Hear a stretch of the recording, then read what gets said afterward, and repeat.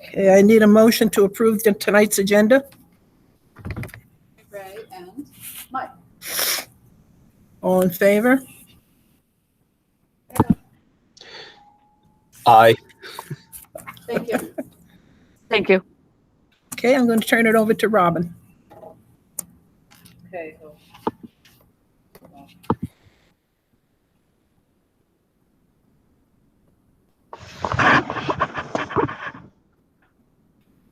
Okay. Sorry about that. I was on mute. Okay, first, can everybody hear me? Yes. Yes. 2 yeses, I guess that's everybody. Okay, that's great. One, I cannot see the camera, so if you're waving to me or making any faces, I cannot see you, just so we have a disclosure there. So tonight we're going to talk about the preliminary budget, the 2021 school year. And this is our first virtual meeting, so this is great. So just to kind of do a recap. So last time we met to even talk about a budget was back on March 2nd, 2020. So it's been over a month since we've all kind of came together to discuss budget. So we're going to do a little overview of where the budget stands, and we're going to talk about some revenues because we did not have that budget workshop back in March 23rd. So with the update of the preliminary budget, go do an overview of the revenues, and then we'll talk about finalizing the tentative budget. Couple things before we kick things off. There's a few documents on board docs for your to go along with the presentation. First one is the handout of the PowerPoint, which is what we'll be going through tonight. There is also a preliminary budget supplemental document that has about 20 pages, and that has the details of tonight's presentation. So you feel free to follow along with that along with the presentation, completely up to you, but the details of what the presentation consists of is part of the supplemental document. The third item is the detailed budget. Has nice little green, purple, yellow on the top.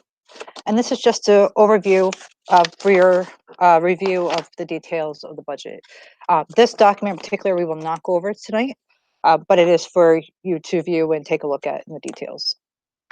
The very last handout that's available is just, it's fairly new. It was about the state aid revisions that came out recently. So we have a handout about that, and we'll go over this at the very end of the presentation. So with that, let's kick things off. And everybody can still hear me okay? Yep. Great. Okay, so as I mentioned, we have a update of the preliminary budget, which stands as of today.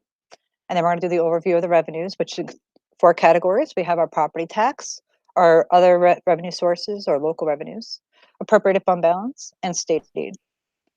Last but not least, we'll then talk about how we're going to finalize the tentative budget. There's been a lot of updates. Seems like every day there's new things coming out. So we'll spend a little time talking about that. Just as a disclosure, when we did this budget and we finalized it, at the time the state aid numbers were not finalized, the budget was not passed.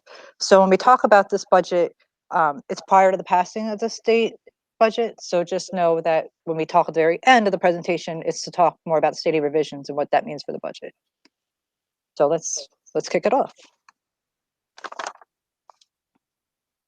So like I mentioned, we haven't met since March 2nd in March, over a month ago.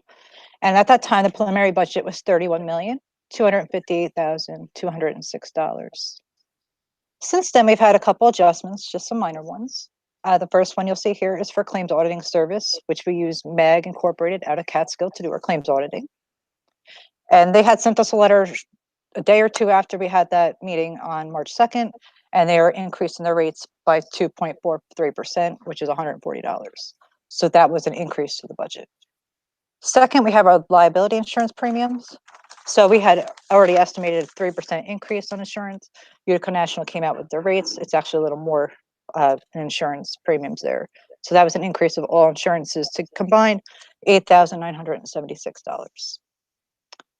The last and not least adjustment here was the health and prescription drug insurance. So the actual rates came in. We had used a conservative estimated rate for our health and prescription drug. We had a very small decrease, 0.2% in rates that were finalized. So that resulted in a $6,000 decrease there. And we also had a couple plan changes. So with those plan changes with employees currently that we have, That resulted in a change of $23,049, a reduction to the budget. So that has brought our preliminary budget to $32,154,754. Any questions so far? When it's quiet, I take it it's good. Okay.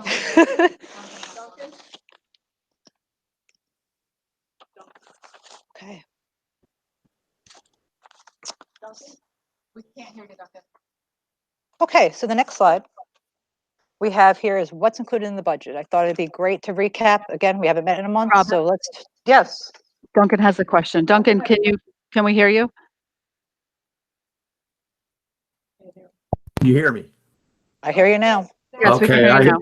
I had my earphones in and it wasn't picking up on the ear mic. Okay. On the slide that you just left, Yes. the 3.2 amount was 31,258. You said the adjustments of 140 made it 32 million. What happened? The 140, the 89, and the decrease of 23? No, you got a claims audit. You said there was an addition of $140. The total price went up Oh, well more yeah. than 100. The total went up way over $140. I see that. She's looking up, Duncan. She's looking up Duncan. Hang on one second. Okay, I'm cool.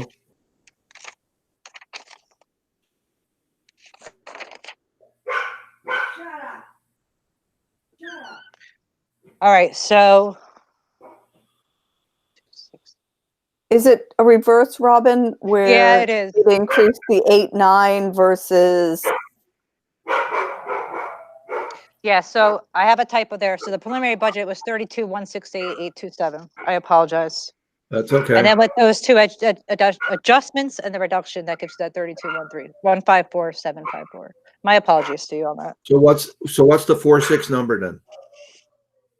46 number. The bottom line, is that still correct? That is correct. not- Yes, that is correct. I Okay, verified that all right. number. Yep. That is Okay. the line. That is the budget as of right now. All right. Thank you. Yep. Okay, so what's included in the budget? So just to kind of recap what we've been talking about the last few meetings. So we reduced the amount of appropriated fund balance, which is also the revenues, along with the expenditure side of $138,000. So why did we do that? Well, in the 1920 school year, we had put aside some funding to upgrade the playground at Ellis Elementary School and to install a new pavilion. So these two things, was a one-time item in the 1920 budget. It is not something we are going to be doing next year since it's one time. So that was taken out of the budget. Second, we have an increase in occupational therapy services. The increase would be 6 hours more in the budget and not to exceed 28 hours per week. So the increase in this budget line item would be $1,000. So it would go from 52,000 to 53,000. Third item here, we have the Greene County Mental Health Services. This will be an increase from 2 days that we have currently in the 1920 school years to 4 days. 40% of the cost would go to Quest R3 BOCES for non-billable services, and that would be BOCES aidable. And 60% would be billable services that the district would pay directly to the county. So this was currently in the 1920 school year budget of $17,000. This would go to $38,957, which would be an increase of $21,957. Fourth item here is the interfund transfer for small capital projects. Anything that's under $100,000 or less, we can put in our budget and get aid in the next year. So in the 1920 school year, we had put in $128,000 into this line item, again for the pavilion. At this point, we're actually taking out $28,000 of that, bringing it down to $95,000, because we still have a need to renovate at least two classrooms at Ellis Elementary School. So we left the budget there at $95,000. So what's not included in the budget? So when we talked about program component budget, there was discussion about what was not in the budget, but two things that were of interest. One was the summer school program at Scott M Elementary School, where the instructional costs for, salary benefits for the instructional staff to run the summer program would have been $22,428. And transportation costs would have been approximately $13,563. So overall, the cost was $35,991. The second item that was discussed but not in the budget was a clerical position that would help do administration support for administrators. And salary and benefits combined, that came to $17,159. Again, these two items, which comes to $53,150, is not in the budget, but it was discussed. Any questions there? Okay. So briefly, I just want to talk about the three-part budget component and where that stands right now. So as you see here in the slide, we have three parts: the administrative, capital, and program. The administrative for 2021 year as of today, the budget is $3,175,645. This is a change of $168,931, or 5.62%. The capital component is looking right now at a $4,863,974 budget. This is a change of a decrease, $71,773, or a change of 1.45%. Program component, we have right now the budget is $24,155,135. That is a change of $683,978, or 2.92%. And on the bottom, I just put a pie graph there just to represent 75% of the entire budget is just the program component, 9.7% administrative, 15.13% capital.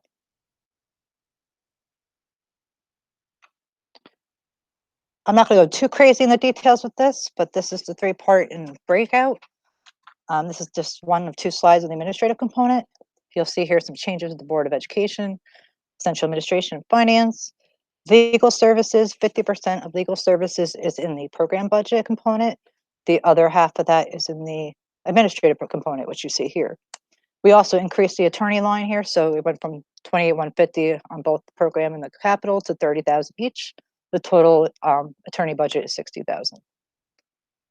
Personal human resources, we have an increase there, a decrease in public information printing, no change in other services.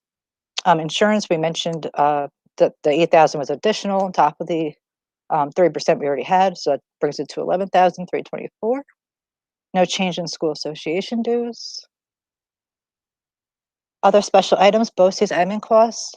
If you remember, we had a credit in the past where we had in 1920 year, we had a $75,000 credit towards our BOCES administrative costs. That is no longer going to be applied in the next year, so that $75,000 is taken out, plus the 3% increase, and that results in that change of $82,722. Curriculum development has a slight increase there, $38,11. Regular school supervision, research, evaluation, planning, and service education, instruction. And you have your employee benefits, which are the benefits of the employees that are covered in the administrative component. Jay had a question. So overall there, you got the change of $168,931. Jay has a question. Oh, sure. Go ahead. Jay, go ahead. Thanks, Robin. Thanks, Daphne. Just quickly, Robin, will you explain the regular school supervision? You may have explained that before. I don't remember. What does that cover? So regular school supervision is like your main office, your administrative office. So for example, that's your elementary school main office, your middle school, your high school. And we do have a new bus notes administrative assistant person at Ellis, and that's going to be new in the budget. That's why you see an increase there. Okay, thanks. Yep. And I'm sorry, I can't see you guys. So if you're waving to me, Daphne's got to wave to me. So, okay. Second of the three components, capital component. So operation, maintenance, security of plant, think of this as the buildings and grounds budget. There's an overall decrease of $117,618. Just to remind everyone that $96,000 of that decrease was playground equipment, which is no longer needed in the 2021 year budget. We also had less, the fuel bid award we had participated in with DeSumo BOCES, it came in less, so we were able to reduce that line. And the district has also participated in an electricity bid for 3 years, so we were able to decrease that line. So overall, it came to approximately $117,618. Judgment and claims and refund of taxes, no change there. Interfund transfer to capital, I mentioned before, that actually went down because of pavilion installation. Now we're just going to renovate 2 classrooms. Employee benefits, these are the staff members that are under the buildings and grounds budget. You'll see there is a change of $39,093 there. And our debt service is increasing by $112,938, and this is based on actual debt service schedules. So overall, the capital budget will go down $71,773, or 1.45%.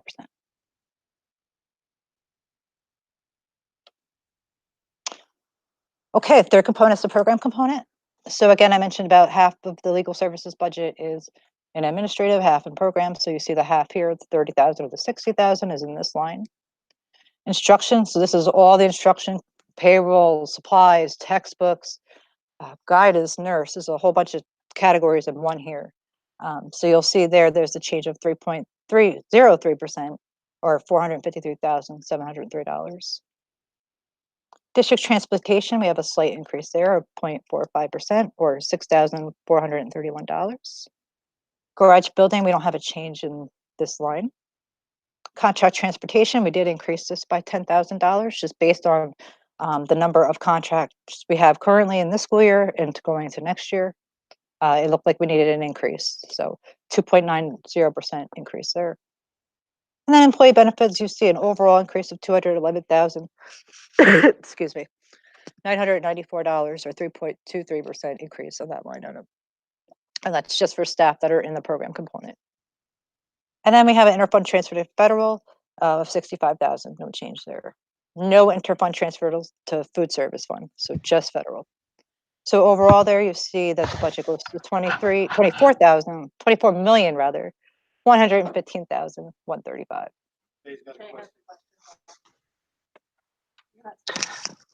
Thanks, everyone. Thanks, Robin. Just before moving on, quick question, Robin. Could you explain the instruction budget? It's a relatively small percent increase, a larger dollar increase. Could you explain what's driving that? And same on employee benefits. Maybe they're related, but just if you could talk to what's driving the increases. It's going to be your payroll. I'm echoing somewhere, but anyway, it's going to be Right, your is it- payroll. So it's new hires basically. No, if you have we have payroll, we have benefits, some new hires, but you also have your supplies, your textbooks, your equipment money in here, your contractual Okay. expense, tuition. You have a lot of different items in that category. Okay. And I think the next slide will probably break it out a little bit better by category for you. Okay. Thank you. So in summary, because 3-part budget sometimes gets us all crazy, what does that really mean as a whole? So I always like to use this slide just to give you a breakdown. So salaries and benefits as a whole in the budget is actually 73.24% of the entire budget. So when you look at all salaries and all benefits in the entire budget, you're looking at a change of $625,146, 2.73% change in the budget. Contractual services and tuition, you're going to see here a decrease of $112,959. And then you notice with the BOCES, you see an increase of $276.59. So really that's a reallocation of tuition. We have more students now in BOCES placement than we did in the private placement. So we did a lot of reallocation there, and we have more placements coming into that need placements. So we also did increase on that. Debt service interfund transfer to capital. So this is both the interfund transfer to capital and the debt service combined. That was a change of $84,938. I have here interfund transfer to federal and food service, but it's just federal, and that's $65,000, no change there.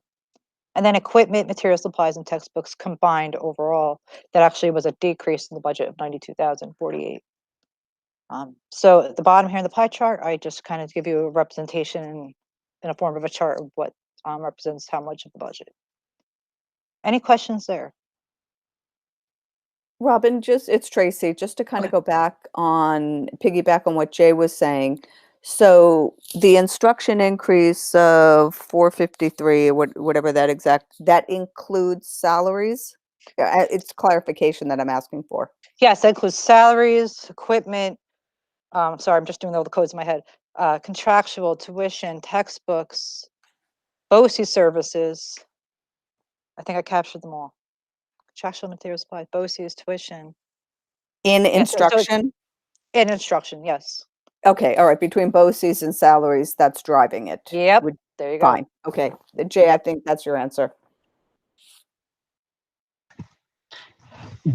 Got it. Thanks.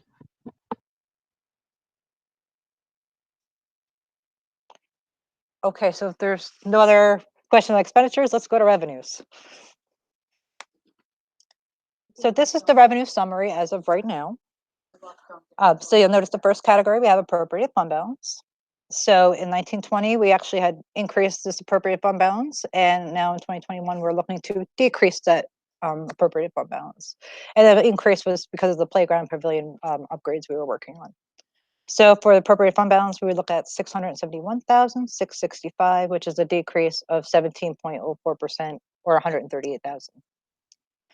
Real estate taxes, property taxes, we'd be looking at an increase of $123,254 or 0.72% of an increase there.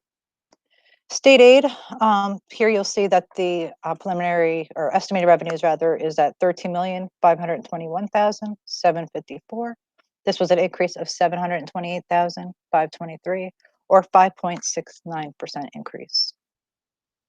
As for our local sources and other revenues, we have a change there of 67,359 or 9.20% increase.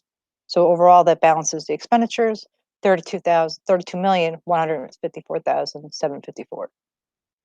And now let's go through each category. So first, we're going to talk about the property tax cap. So as you know, there is an 8-step formula that's used to determine what the maximum allowable tax levy limit can be for a school. And this was implemented in the 12-13 school year.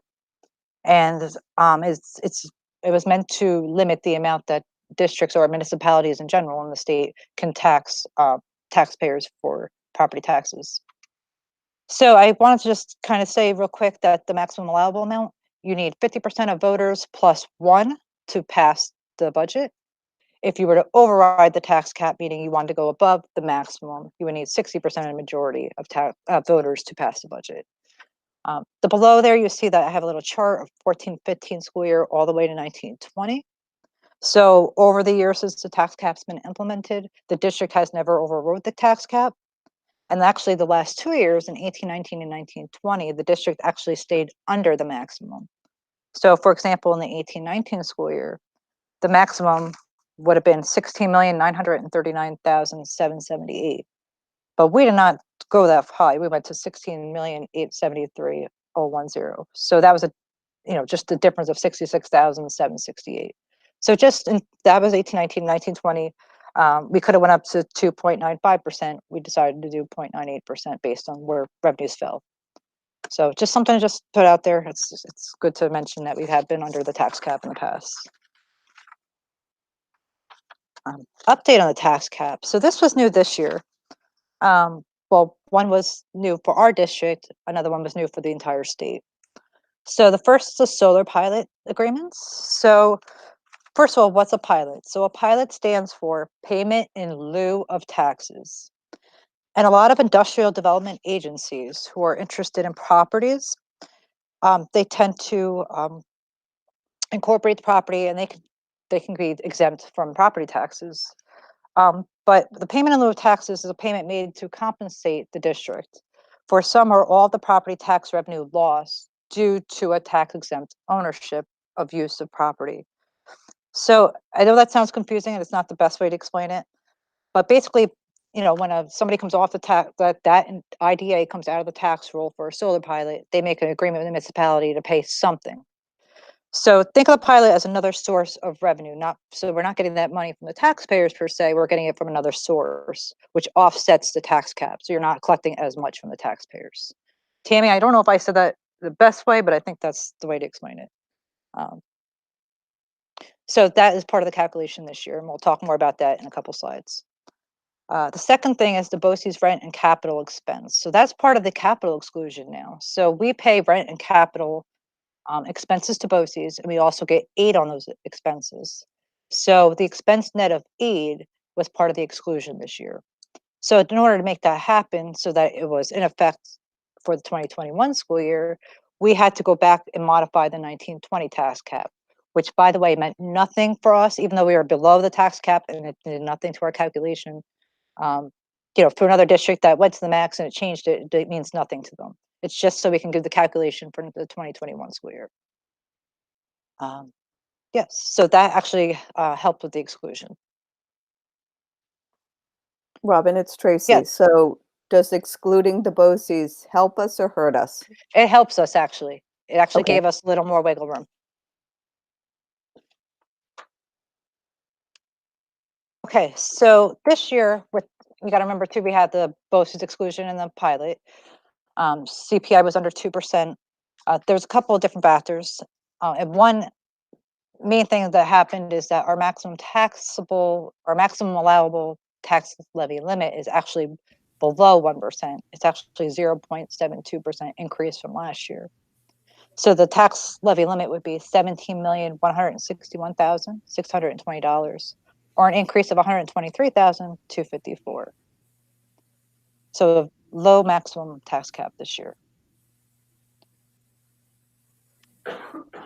So just to kind of talk a little bit more about the pilots. So the Board of Education has now adopted 5 altogether pilot agreements. These are the 5 names here: Westerlo Solar 1, Solar 2, Westerlo New York 1, LLC, Costanza Solar, and Freehold Solar. So in working with the school attorney, he ended up helping us get confirmation of these pilots were completed.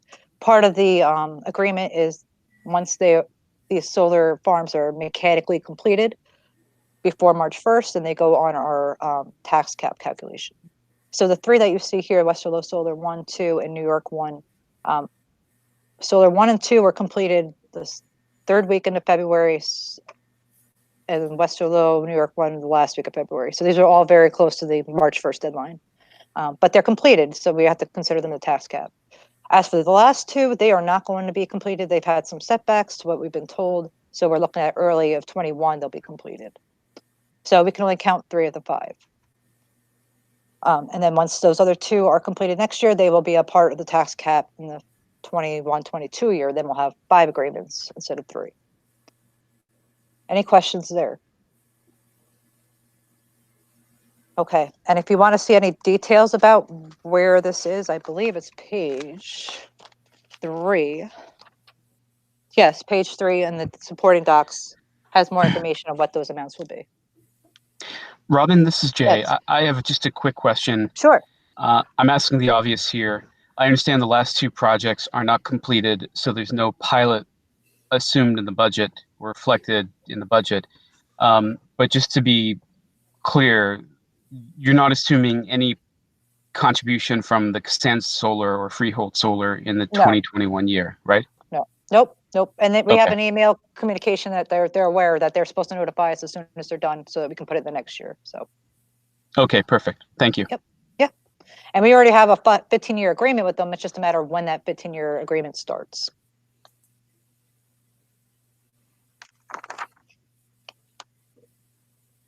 Okay. Next is our other revenues or local sources. So first thing as you see is the pilot, like we just mentioned, payment in lieu of taxes. So this is brand new, this for the 2021 school year, which is why you see a change of 100%, 67,360. And that just rounds off that cents to the next dollar, so 360. Our health insurance refund was over a 2-year period. The 2021 year will be the 2nd year we get the refund, but it's $1 less than it was in the 1920 year. So that's why you see a change of $1 on that line. And it's like 0.000 something rather. That's why I just said negative 0.00. Interest and penalties on taxes, no change. Libraries and library textbook fines, no change. Admissions. And then for tuition to other districts and private school related services, we're just doing a reallocation there. It was a little too high in the private school related services. So tuition's a lot, we're getting more money there. So we just did a reallocation. So overall at 67,359 is the increase in local sources. I'm sorry, Robin, it's Tracy. Yeah. The admissions? So it's like basketball games.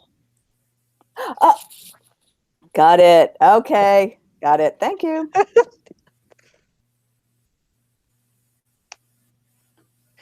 Okay, appropriated fund balance. This is the 3 of 4 categories. So here you'll see I just did a quick history. So the 16-17 year was the first year since I think it was 2011 where appropriated fund balance was able to start being reduced. So you see in 16-17 the district reduced it by 126,723. 17-18, 18-19 we kept reducing that amount. Then we got to 1920 and realized that we needed to do some work with our playground upgrades, install a pavilion, do some upgrades around Ellis outside. So then we had increased the amount we were appropriating. So for 2021 school year, we actually want to go back to where it was prior, where we wanted to decrease 138,000 since we no longer need that in the budget, and go back to trying to reduce our appropriated fund balance if we can. So right now we have appropriated 671,665. For 990,000 of that is a planned fund balance, meaning it's something we always designate every year. The unplanned amount is 181,665. Anybody have any questions on that? Okay. Robin, sorry, it's Tracy. Okay. So just to go back, so the last line, we were at 490. We added in the 181 for the unplanned, but the unplanned part of that was that the work you said at Ellis? No, we've actually increased the planned fund balance last year, the 138,000. So now it went back to the 490. We went back to the 490. Yep. Okay, got it. You see how Okay. 18-19 was 490. We went to 628. We put it back to 490 Makes sense. Okay, got it. because we planned the playground and the pavilion. This is the way to think of it. Okay, state aid projections. So this slide and the next slide, if it makes it easier for you, I don't know if it does, but it's also because on page, the same 2 slides are also on page 10 of the supplemental document, if it helps to see that as a whole. Okay. So what you see here is the executive budget. So this is the governor's proposal. It's considered the executive budget. When the budget's passed, you have the legislative budget.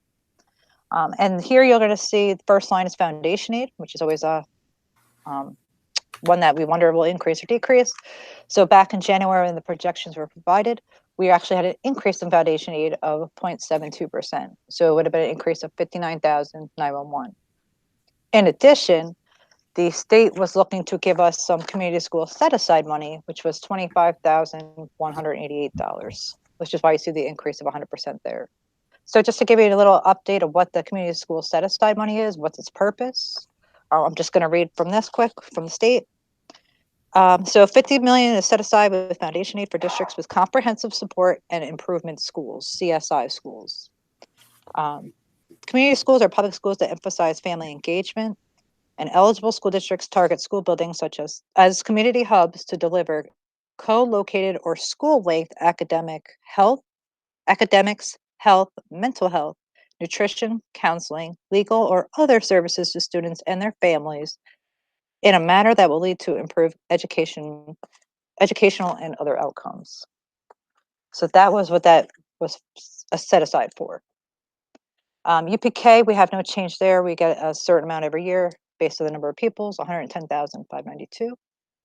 BOCES and special services, when the state gave us a projection, they are basing this information on a database in prior months. There was an increase of 20,551. High costs, public excess costs, private excess costs. Again, the state looks at the last 2 years, not 1920, but 1819 and 1718. They picked the highest of the 2 years to plug that number in. So they must have grabbed 1 year where we had 56,998 as a higher year and 378,469. Hardware and technology, this is based on a per pupil count, and there's actually a formula that tells you how much is what. So for example, just to give you an example here, your textbook, it's $58.25 per pupil. They took 1,146 pupils, times it by that 58.25, and it gave us 66,755. That's how much of that 91,870 is textbook. So there's a formula that drives that cost. Hardware technology, same thing as a formula. It's formula driven based on number of pupils. Transportation, including summer. This is amount that the state projected is based on what we submit for what our budget will be in August, and the expenditures that are driven based on bus purchases and et cetera. So they said $1,603,717 there as a projection. High tax aid, this is the same amount since 2007, 2008 year. This is just like a hold harmless amount, 281,504. That gives us our subtotal, which then we talk about building reorg and incentive. So here you see that the state's talking about 1,136,905 as our projected building aid. The issue with this is this was new this year. New York State changed the way they projected building aid. So we currently have a project right now that we're trying to finalize. And unless that final cost report is in the state's hands, finalized, logged and finalized before June 30th, they do not show that potential building aid on the runs. So just to throw that out there, because you're probably wondering, well, we're in the middle of a project, are we getting aid on that? You're not going to see that on this slide, but you will see it on the next slide. So that was the projections there. So they was looking at a 413,499 or 3.26% as per the state. But there's expenditure driven aids here. So you'll see here BOCES, high cost public excess costs, private excess costs, transportation aid and building aid. They're all highlighted in yellow with a star next to them because they're expenditure driven. So we actually have to look at the expenditures and update the state aid based on the expenditures. And I'll talk more about that in the next slide. So here you'll see the estimated revenues. So foundation aid, we included that 0.72% increase is in here. Your community school set aside, the 188 rather is in here. UPK, same amount. Your BOCES and special services. So this is based on a report from the local BOCES that provides to us at the end of January to use those numbers. So the local BOCES gives us a lot of information to figure out what that number really should be. And we plug that, what we believe it should be, into that number.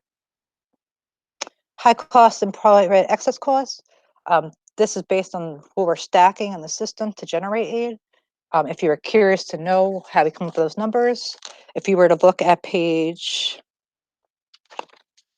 bear with me here, trying to find the page.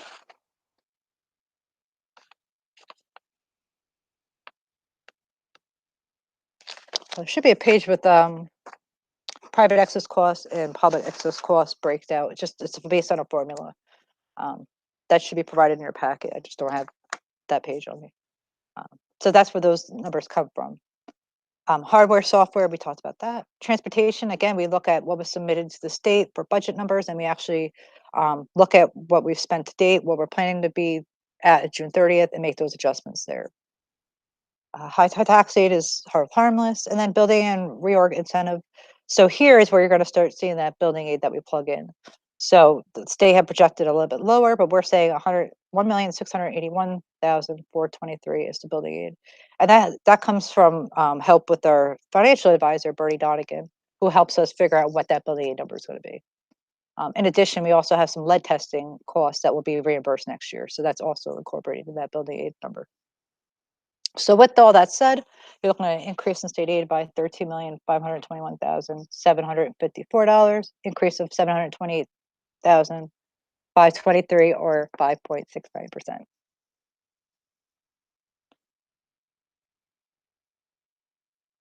Okay. So just to go back real quick, just to summarize what we just talked about. So here's just a quick summary. So appropriated fund balance will go down 138,000. Taxes go up by 0.72%. State aid would go up around 728,523, and local sources up by 67,359. And that's basically your pilot, your solar pilot payment. And go back to here. So the preliminary budget right Excuse me, now. Robin. Yeah. I'm Yes. sorry to interrupt, Robin. This is Jay. Before okay. moving on, I know that the state passed the budget. I really, honestly didn't. I don't know everything that's in it, but there were some reports before it passed about the governor wanting to be able to, if I remember correctly, whatever amount of state aid was included in the budget to periodically through the year reevaluate I think would actually be provided to the schools. I think that would be a Yes. huge difference as compared to what's been done in the past. Was that included in the final budget? So we're going to talk about that as soon as I wrap up the PowerPoint, and we're going to go over the other handout with the state aid. Okay, I'll wait. And I Thanks. assume you have that handout. It's on board docs. I have it. It's in the library, I'll look. Board Docs I'll library. look and I'll look and post a message if I can't find it. Thank you. You're welcome. Okay, so preliminary budget right now as it stands, we're looking at $32,154,754, which is an increase of $781,136, or an increase of 2.49%. Tax levy would go to $17,161,620, which would be an increase of $123,254, or 0.72%. And again, that is our maximum allowable tax levy limit. Okay, so first thing to talk about first, there's been a lot of changes in the last 2 weeks. Now Tammy and I are watching the governor every day to see what kind of new stuff comes out, what executive orders are passed at midnight, things like that. So first things first is we can't right now finalize a budget. There's a lot of things up in the air. So one thing for sure, we're going to have to add another budget workshop / budget meeting on April 20th at 6 p.m. It's a little too early to talk, adopt a tax levy, property tax scorecard. We need another meeting to talk about where we're going to go. So that's number one. Two, there's been an executive order passed by Governor Cuomo where we can no longer, the budget vote and the board election is not going to happen on May 19th. So right now it's until at least June 1st. New York State Ed has not released any information. There's been some things floating around about potential dates, like June 2nd being the budget vote date, but nothing's come from State Ed or the governor. So right now, everything's to be determined, to be announced. And then next thing I have here is awaiting the pass of the budget, which has happened. So what I'm going to do, and I'm not sure how to do this, Scott might have to help me. I'm going to change screens if I can to show the handout of the state aid revisions. So if y'all can just hold on 2 seconds, that'd be great. It's in Adobe there.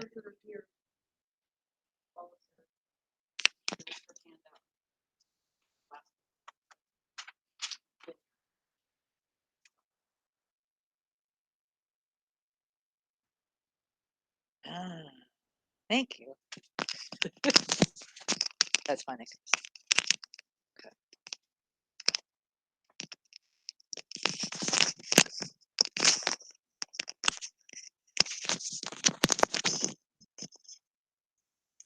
Sorry about that. My headphones got caught up.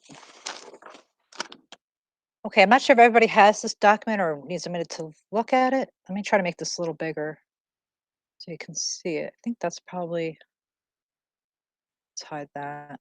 Let's hide that. Okay, maybe that's a little better. Everybody can see that, correct? Looks good. All right, good. Great. Okay, so as I mentioned, when we did the PowerPoint there, state aid was not finalized yet. It's still somewhat not finalized, but we have a better idea as of April 1st. So I'm just going to talk about first a couple things about from New York State. So New York State revealed last week that we should be anticipating at the state level a deficit between $10 billion and $15 billion. I don't know if it's 10 or 15 or in between, but that's what the state had mentioned. So with that, the state's talking about kind of what Jay was mentioning about the state looking at numbers. New York State has implemented what they're calling a measurement period. So what exactly is a measurement period? So I did some research and I found from the statewide school finance consortium, they came up with a definition of what a measurement period is. So measurement periods would be used to determine whether the state has dispersed more than 101% of estimates or received less than 99% of revenue estimated in any of the periods. These metrics would enable the state to further diminish each state's state aid amount during the 2021 school year. The measurement periods will be April 1st to April 30th, May 1st to June 30th, July 1st to December 31st, and January 1 to March 31. Furthermore, there is still a potential diminishment of state aid to school districts. At this time, it is not known how much might be removed from the current published amounts during the 2021 school year. So it's just something I want to share with you with that, because there is a lot of talk about this quarterly review. And that's really the only thing I can find about any quarterly review is a measurement period that they're using to see if the state's going to get all the, if they're going to get their revenues or not from other sources. Robin, it's Tracy. So when they say quarterly, it's really not It's not, quarterly. yeah. It's these. Okay. It's a measurement period, but I think because it sounds like May 1st to June 30th is one of the time periods, because maybe they thought one of the quarters. But that's what, I'm just quoting it off the website. Okay. Dave, do you have a question? Yeah, Robin, did you Yes. find a date on that document? Yes, this was as of, I can tell you right now, Friday at 4:45 p.m. Okay, thank you. Yep, you're welcome. And at 5:30 p.m. on Friday, they let out all the details of the state aid budget. So it's like every hour things can change. So, all right. Robin, Yes. it's Tracy again. Can you, and it's more for, as we look back on it, keeping track of everything on this particular piece of paper, can you add 2 elements in there where you have the state aid projected? Let me know when you have a pen. I know, I got headphones on, so I gotta take them off a minute. Hold on, I'm sorry.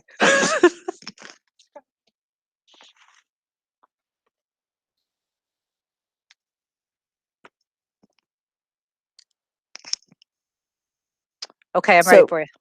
Okay, so one is the obvious that 4-1 and somewhere in parentheses, COVID-19.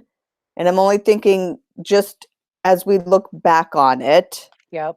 And the second part would be those dates that you just mentioned, if they could be part of this document. So if we ever needed to pull it up, we can Okay. quickly look at this, compare the 4-1, compare it to the other one.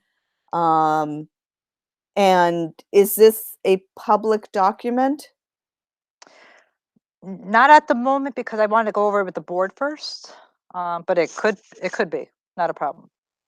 No, I guess my question is, by adding those 2 elements, if it ever well, we've just discussed it in a public forum. It is now a public document. Yep.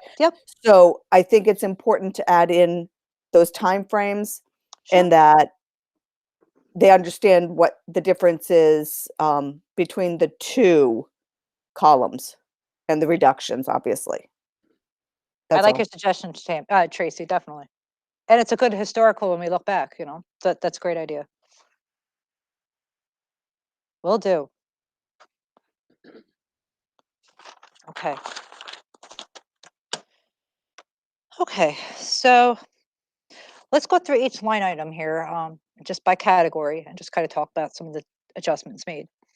So foundation aid. So the governor had decided to freeze the 1920 foundation aid amount. So there is no increase now for the 2021 school year for foundation aid. So take back that 59,911. That's no longer back to the 1920 amount. And community set of schools side, we talked about how the governor was giving additional money to CSI schools. But now that's not even in the budget anymore. They've taken that all that additional money that was in the budget is gone. So we are no longer getting that 25,188 additional. BOCES, high costs, public excess costs, private excess costs. These are expenditure driven. Right now I have no change, but I plan to go back into this before our April 20th meeting and just kind of do a recap of the expenditure driven, make sure we captured everything and that it's most up to date. So right now there's no change, but we'll be looking at that in the next couple weeks. Hardware technology, software, library, textbook. There were some people count adjustments. I can actually tell you a little bit what those were really briefly. Hardware, technology, library, and software. The count actually went down by 3 pupils. And then textbook actually went up by 1 student. So those adjustments gave those minor little pupil count adjustments. Transportation aid, again, expenditure driven. This one, we're gonna have to really look carefully at. Right now, if you notice, we're not transporting kids. We're not paying on contracts. We're not spending as much money on fuel. So we're gonna really look really hard on this line item to make sure that we can still capture as much aid as we can. There's also a lot of unknowns. There's a lot of questions right now with the state about what we do with some of the transportation costs. And we're being told from people transportation, all these decisions are now in the hands of the legislature. So we're just waiting for the legislature to make some decisions on, for example, do we pay our contracts? Because we haven't, we're not transporting. But that we need to pay them so we can get the aid. So there's a lot of factors here that we're just kind of waiting around to see what the state says. So that's a very important aid category. High tax aid, no change there, as I mentioned. And then you have the pandemic adjustment and the federal CARES restoration. So I have a little thing about what that is. So the state released on Friday at 5:30 what these two categories were. So the pandemic adjustment. So this is a reduction in payments to each district equal to the CARES Act state support reduction computed for each district. Then the next line, you have federal CARES restoration. So just to let you know what CARES stands for, because I'm sure you all were wondering like I was.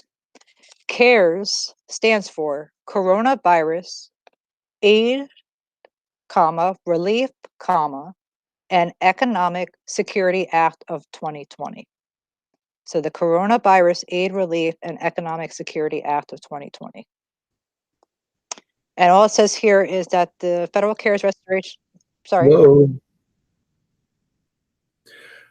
Easier to just say it was phase 3, the phase 3 legislation. That's what it Okay, was. thank you, Duncan. I appreciate that. And the federal funds appointed to each school district under that CARES Act. So that's what that was. So they're basically saying that the state is going to withhold this money, but the federal government's going to make them whole. Now, if you ask New York State ASBO, which is the Association of School Business Officials in the state of New York, they mention that the pandemic adjustment amount is a deduction that is equal to the funds the district receives through the federal stimulus program. There is language in the budget allowing the state to reduce a school district aid by an amount up to the pandemic adjustment mid-year. So that's why I have a comment there that says possible loss in state aid. So apparently in the language of the budget, they allow the state to reduce the school district's aid amount by the amount up to the pandemic adjustment. So it's just something we need to keep in the back of our minds. And then again, Tracy. yes, go ahead. So again, this is just, we have no clue, but that is the worst case scenario. So it's the most conservative, whereby we're saying we net zero, but according to the language, it's possible we may get some revenue from it. We just, from a budget standpoint, want to look at be the most conservative, meaning zero. For the okay, so you're saying like for the pandemic adjustment, zero is the best case scenario? I just want to make sure I understood you right. I'm sorry. Well, if the language says the state's going to take it back, possibly up to that total amount, then net to school is zero. But let's say they don't take everything back, it's possible that a school might receive 50,000. I'm just making up numbers. Yes. Yep. Correct. You got it, Tracy. Yep. I just misunderstood. Okay. So from our standpoint, however, if we want to be conservative, assume zero. Correct. Okay. Robin, this is Jay. I still a little confused. A couple questions. The pandemic adjustment, when can the state decide to do that? Is that something that has to happen soon, or is it any time during the year? I'm thinking it's going to be part of their measurement period. At least what I'm reading, that's what it sounds like. They'll make those decisions when they release some of the money. Well, that was another question, is what is the relationship between the pandemic adjustment and those measurement periods? Are they related or are they separate? I can't even really, I want to say yes, but I really don't have an answer. There's so much still out there that we don't know. I understand. I understand that yeah. we may not have the answers, but these are, if as more information becomes available and and you're able to get the answers because clarification is provided. If you could circle back and let us know. Absolutely. I'd appreciate that. But the pandemic adjustment and the restoration, do you understand that the adjustment, if it's say $50,000, we'd lose that from the state, but we'd get 50,000 back through the federal legislation, or whatever the dollar amount is, up to the 284,930. Right. So the plan is the federal government will make us whole, but the state can still take some of that money. So I don't know if that made you more clear, if I confused you. No, Think you can the state take more than 284,930 through the pandemic adjustment? that's what they already said. Right. Well, And I'm according to just what, I'm asking to see if I understand, Duncan. Is that what Yeah. is that how it works? Can I say what it is? go for it, Duncan. The pandemic adjustment is in the state budget, and they said 284 because the Federal CARES Restoration Act gave us 284,930. They have not taken that money yet, but that's the most they can take. They've already taken it on paper. They haven't done it. If they take less than that, okay, then we're to the good. But as I understand it, because they made that adjustment, that's the maximum number that they would take, because they're going to make us whole by the Fed. Oh, I see. So our district will get the 284,930 from the feds. The Right. state will take some amount of that. If they don't take the whole amount, then we get a little extra revenue. You got it. Got it. Okay. I was a little slow on that. Thank you. Well said, Duncan. Thank you. Yeah. So, Robin, I understand you may not have the information now, but just again to tee up questions, if you could circle back when you have the answer. There was one about the relationship between the measurement period and the pandemic adjustment. But then, if you could come back when you have the information to explain just how the measurement period works. So there are these month-long measurement periods, and you get past a period, and then what? The state can then, if it meets certain criteria, claw back some money or reduce some amount of aid. You know, how much, over what time period back does it go? Just hopefully, maybe by the April 20th workshop, more information will be available that you could walk us through, like step by step, how this will work. Absolutely. I'm hoping, actually, I'm watching some webinars this week. I got one. NISBA's doing one tomorrow, ASBA's doing one Wednesday, Questar's doing one Thursday. I'm hoping that within those webinars, I learn more, because I'm not the only business official out there that's wondering, how does this all really work? How is it actually going to be implemented? So there's a lot of questions out there. No doubt. I know it's all fairly new, and it seems to be fairly complex, and I'm sure everyone's still working through it. So thank you, Tammy. Sorry. Thank you, Robin. It's okay. No, I'll be glad to share that with you as soon as I know, because I need to know just as much as you guys know. Then I'll be glad to share that with you. All right, so back to here. So we talked about the possible loss of the pandemic and the federal CARES. Building and reorg incentive is expense driven. We'll look at those again. But just right now, without even let's say that pandemic adjustment and the restoration was not even there. We still have less data than when we anticipated originally, of $85,148. So right now, with that 85,148 less, we do not balance the budget. We're actually 85,148 less, or short in revenues. So Tammy, I don't know if I should just have, if you want to just talk a little bit more about the budget with me on this one or not. So this is what we're looking for our next meeting. We've started to have some conversations inside, and just to circle back, we're all double checking because we get conflicting information, but based on those measurement periods, we believe the state will be looking at their revenue during that time, and are they meeting what they expect? If they're meeting what they expect, it will be status quo. If they're short, that's when they're going to be looking to take. If they're ahead of the game, that's when they would be even looking to potentially give districts some of this money that they're now pulling back. So that's our brief understanding of it right now.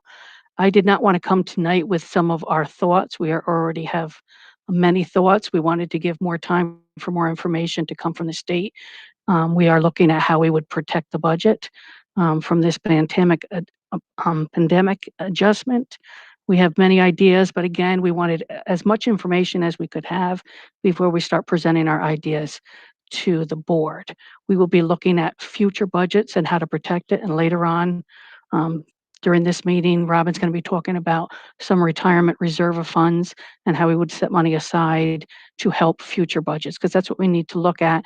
We need to look at multi-years. I'm confident that we can do it. I'm happy that they at least told us what our worst case scenario could be, because now we have something to work with. If we had an unknown, that's where we would, I feel, be in more danger. So using some year-end funds, we will be presenting at the April 20th meeting areas of how we can protect this budget and how we can move forward with it.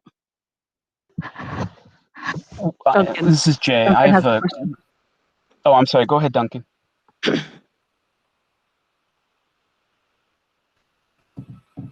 Go ahead, Duncan. I had to turn my mic on. I'm sorry.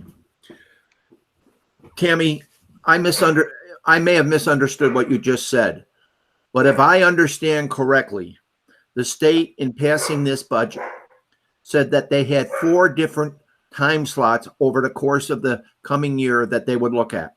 April 1 to April 30th. That we're in the first third of that right now. Then it would be May 1st to June 30th. Then June 31st and January 1st to March, which is the full fiscal year.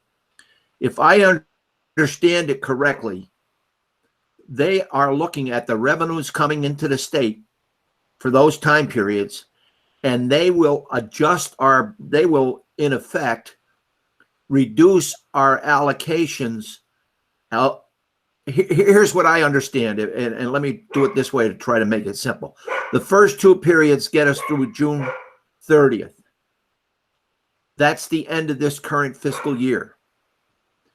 The new fiscal year starts July 1, and this budget starts July 1. We may see, based on revenues coming into the state and their projections for the rest of their budget year, which is April 1 through March 30th, we may see a reduction in the school aid twice before we ever get a penny. We don't get a penny even until September 1st. So they may make adjustments based on that. Am I incorrect in that understanding? No, that is correct. What's going to be helpful is we will not be adopting this budget until May. So we're going to see their first measurement and see exactly what the state's going to do at that point. What we're looking to do. Yeah, Go ahead. I understood that. Okay, but we theoretically will be told sometime in early May that we're reducing your budget, and I don't know, it'll probably be in the foundation only by 12%, by 15%, by 19%, whatever the number is that they have to do to stay balanced as they see it. That's what we're going to be told. Is that your understanding?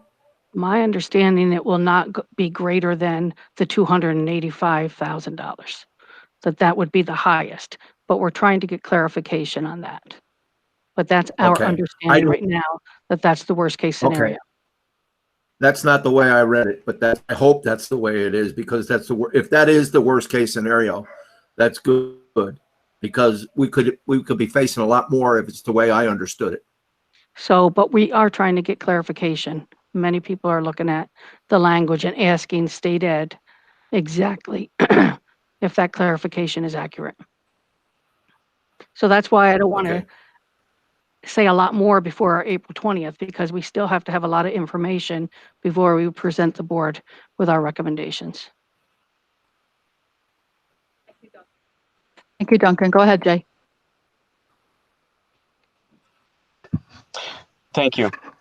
If I remember correctly, when the market goes down, it increases our pension and OPEB costs. Is that right? That would be for future years. That's why we're going to talk about putting Right. some of year-end fund balance in those reserve funds to protect future budgets. Yes. Okay, I understand what you said earlier now. Thank you. You're welcome. Daphne, I have a question.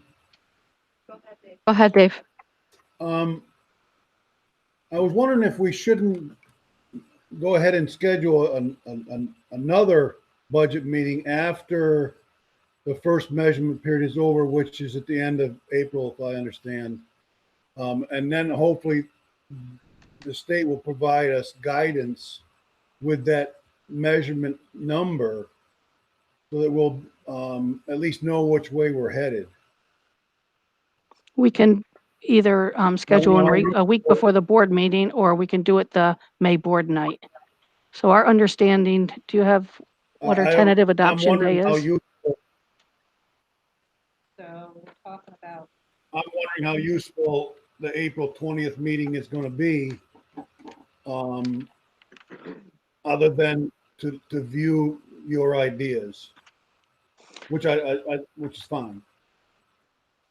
I mean, if you want to save that meeting till the first week in May when we have this additional information, that is fine too, and have one instead of two. And we can just send the ideas on ahead of time.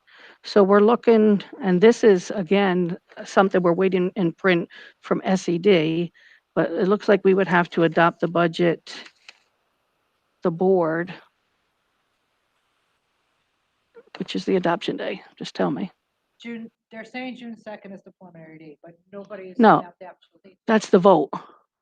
Oh, April 20th right now is the last day for petitions, but they expect to go 2 or 3 weeks further out. we don't So have to- we're expecting that we would have to adopt it by about the third week in May. We're still waiting for those actual dates. So it's up, the decision is up to the board if you want to meet April 20th and then again the first week in May, or if we just want to make that one meeting in May, a week before, probably would schedule it a week before the board meeting. I'm fine with either one.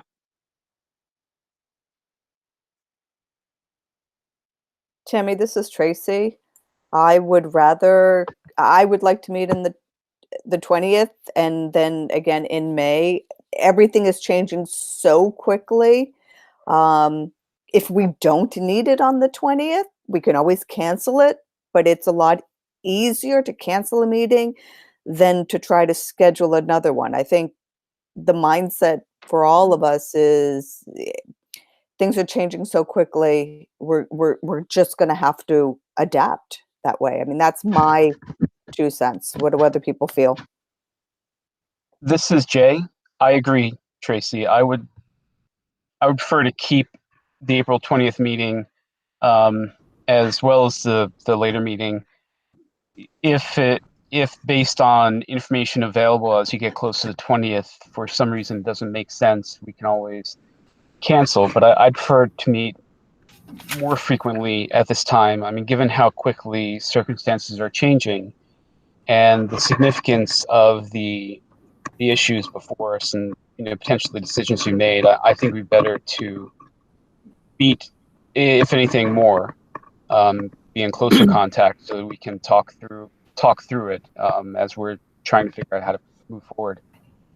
Yeah, I totally agree. I think the more information we can get, the better off we'll be. So we'll keep the April 20th. The week before the board meeting is May 4th. So we can tentatively schedule that. And if by chance we do not have the information at that time, we can then include that with our regular board meeting, which is the 11th. If that's acceptable to everyone. Yeah, that's okay. Duncan, go ahead. You're agreeing. Okay. That's fine by me too. Perhaps in April 20th, we could hear options, worst case, best case, and then hopefully get better numbers by the May 4th meeting. That'll be the plan.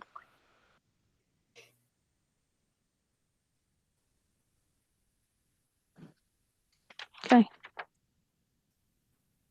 Thank you. I'll talk more later.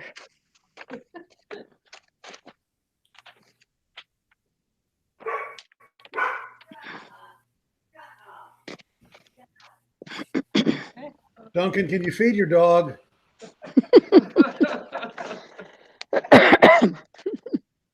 Yes, I did.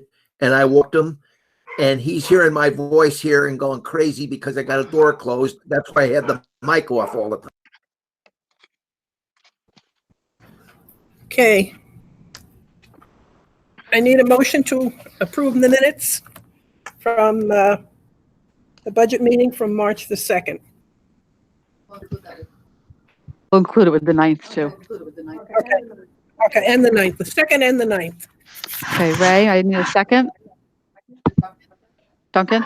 Okay, All in favor? raise your hand. Jay says aye. Thank you. Unanimous, so moved. Daphne, I'll just put it in chat. I'll put my yeses, yays or Okay. nays in chat if that would be less disruptive. Thank you. Okay, I need a motion to approve the finance reports for the month ending March 31st. Duncan, I need a second. Ray? Okay, All in favor? so moved. Thank you. I need a motion to accept the Committee on Special Education recommendations.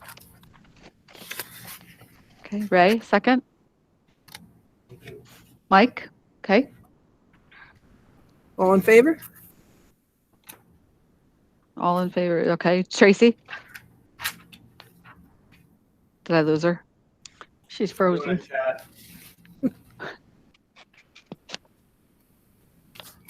Okay, Yeah, she said yes. Okay, got it. Okay. I need a motion to approve a resolution to amend the previously adopted 2019-20 school calendar. Pat, the personnel agenda. Oh, I'm sorry. I need a motion to approve the personnel agenda. Okay, I need a first. Ray and Mike, okay. Any discussion on that? There were tenure listings there.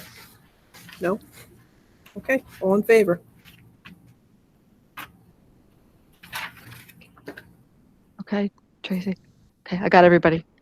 Okay. Now I need a motion to approve the resolution to amend the previously adopted 2019-20 school calendar as may be necessary and implemented by the superintendent of schools to comply with all existing and to be issued executive orders issued by the governor of the state of New York that impact the school year or the operation of schools in any manner. I have Ray, a second. Duncan, thank you. All in favor? Okay, I've got everybody. So, unanimous, thank you.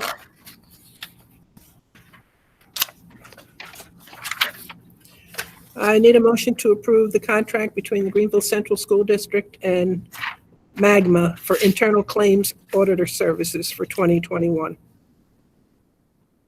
Okay, I have Duncan, I have Ray. All in favor? I got Jay, okay. Unanimous, so moved, thank you. I need a motion to approve a contract between Greenville Central School District and South Colony Central School District. Okay, I have Duncan first, second. Ray, All in favor?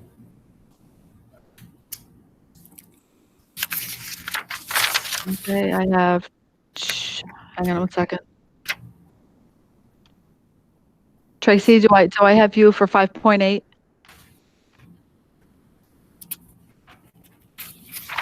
Give me 1 second. Yes, okay, so moved, unanimous. Okay. I need a motion to approve a health and welfare services contract between the Greenville Central School District and the South Colony Central School District. Duncan first, second. Dave, All in favor? Tracy?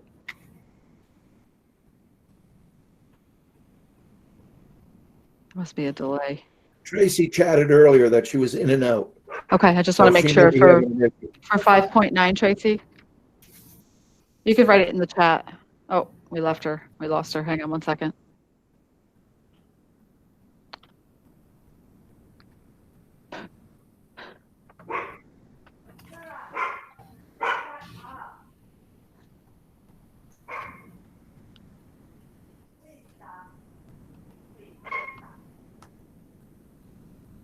Okay, Tracy, you're back. Tracy, can you hear me?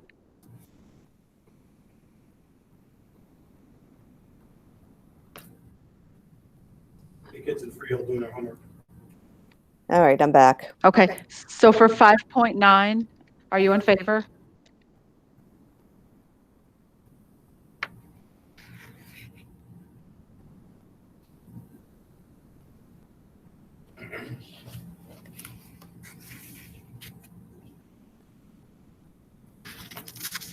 Trace, can you hear Don't know us? what it was she's trying to do. It's frozen.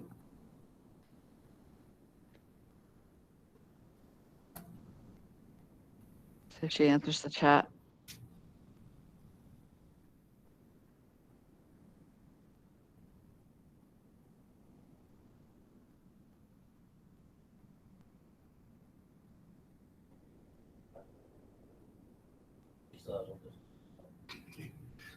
Big.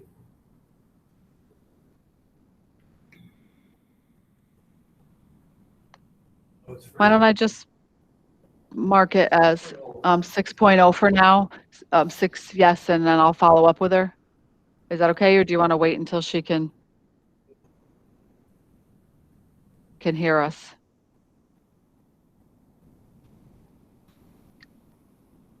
We can continue and then you catch Okay. up with it.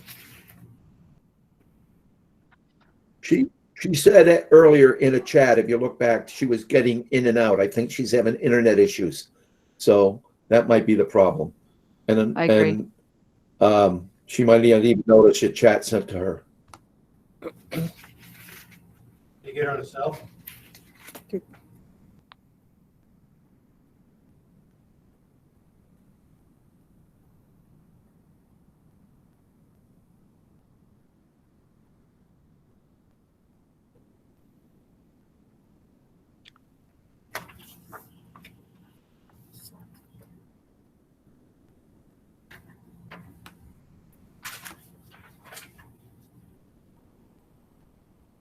She's answering She back. looks to be there now. I just saw her image moving. She's answering my text.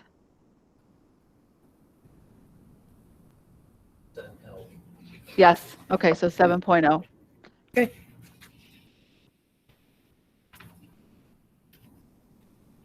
Okay, we can move on. I'll just type 5.10 with a question mark if she can't hear us with the next one. I need a motion to approve a contract between Greenville Central School District and Northeast Parent and Child Society. Okay, I need a motion. Okay, Graham Duncan. All in favor? Tracy did it by the chat. Tracy did it by the chat. Yeah, I'll try that again.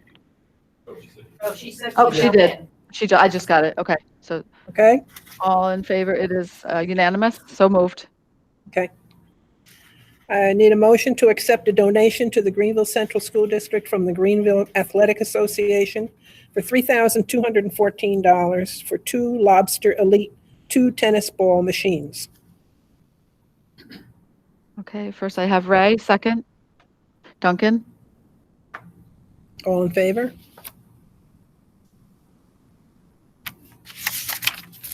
Okay, I'm going to hand it back to you, Robin. I just need Jay's, hang on. I believe he did, okay.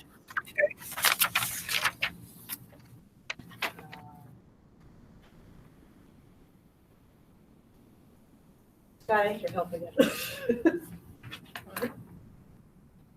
Or share my screen, I like it. It's in the PDF. By the way, it's- You got Jay, I believe, in the chat. It's below his, yes, I did see that.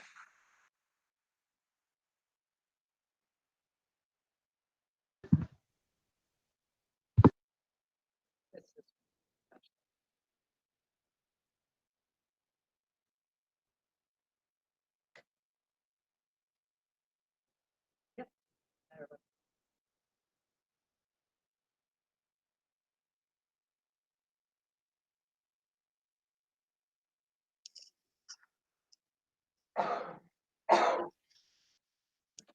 Oh, we were just there.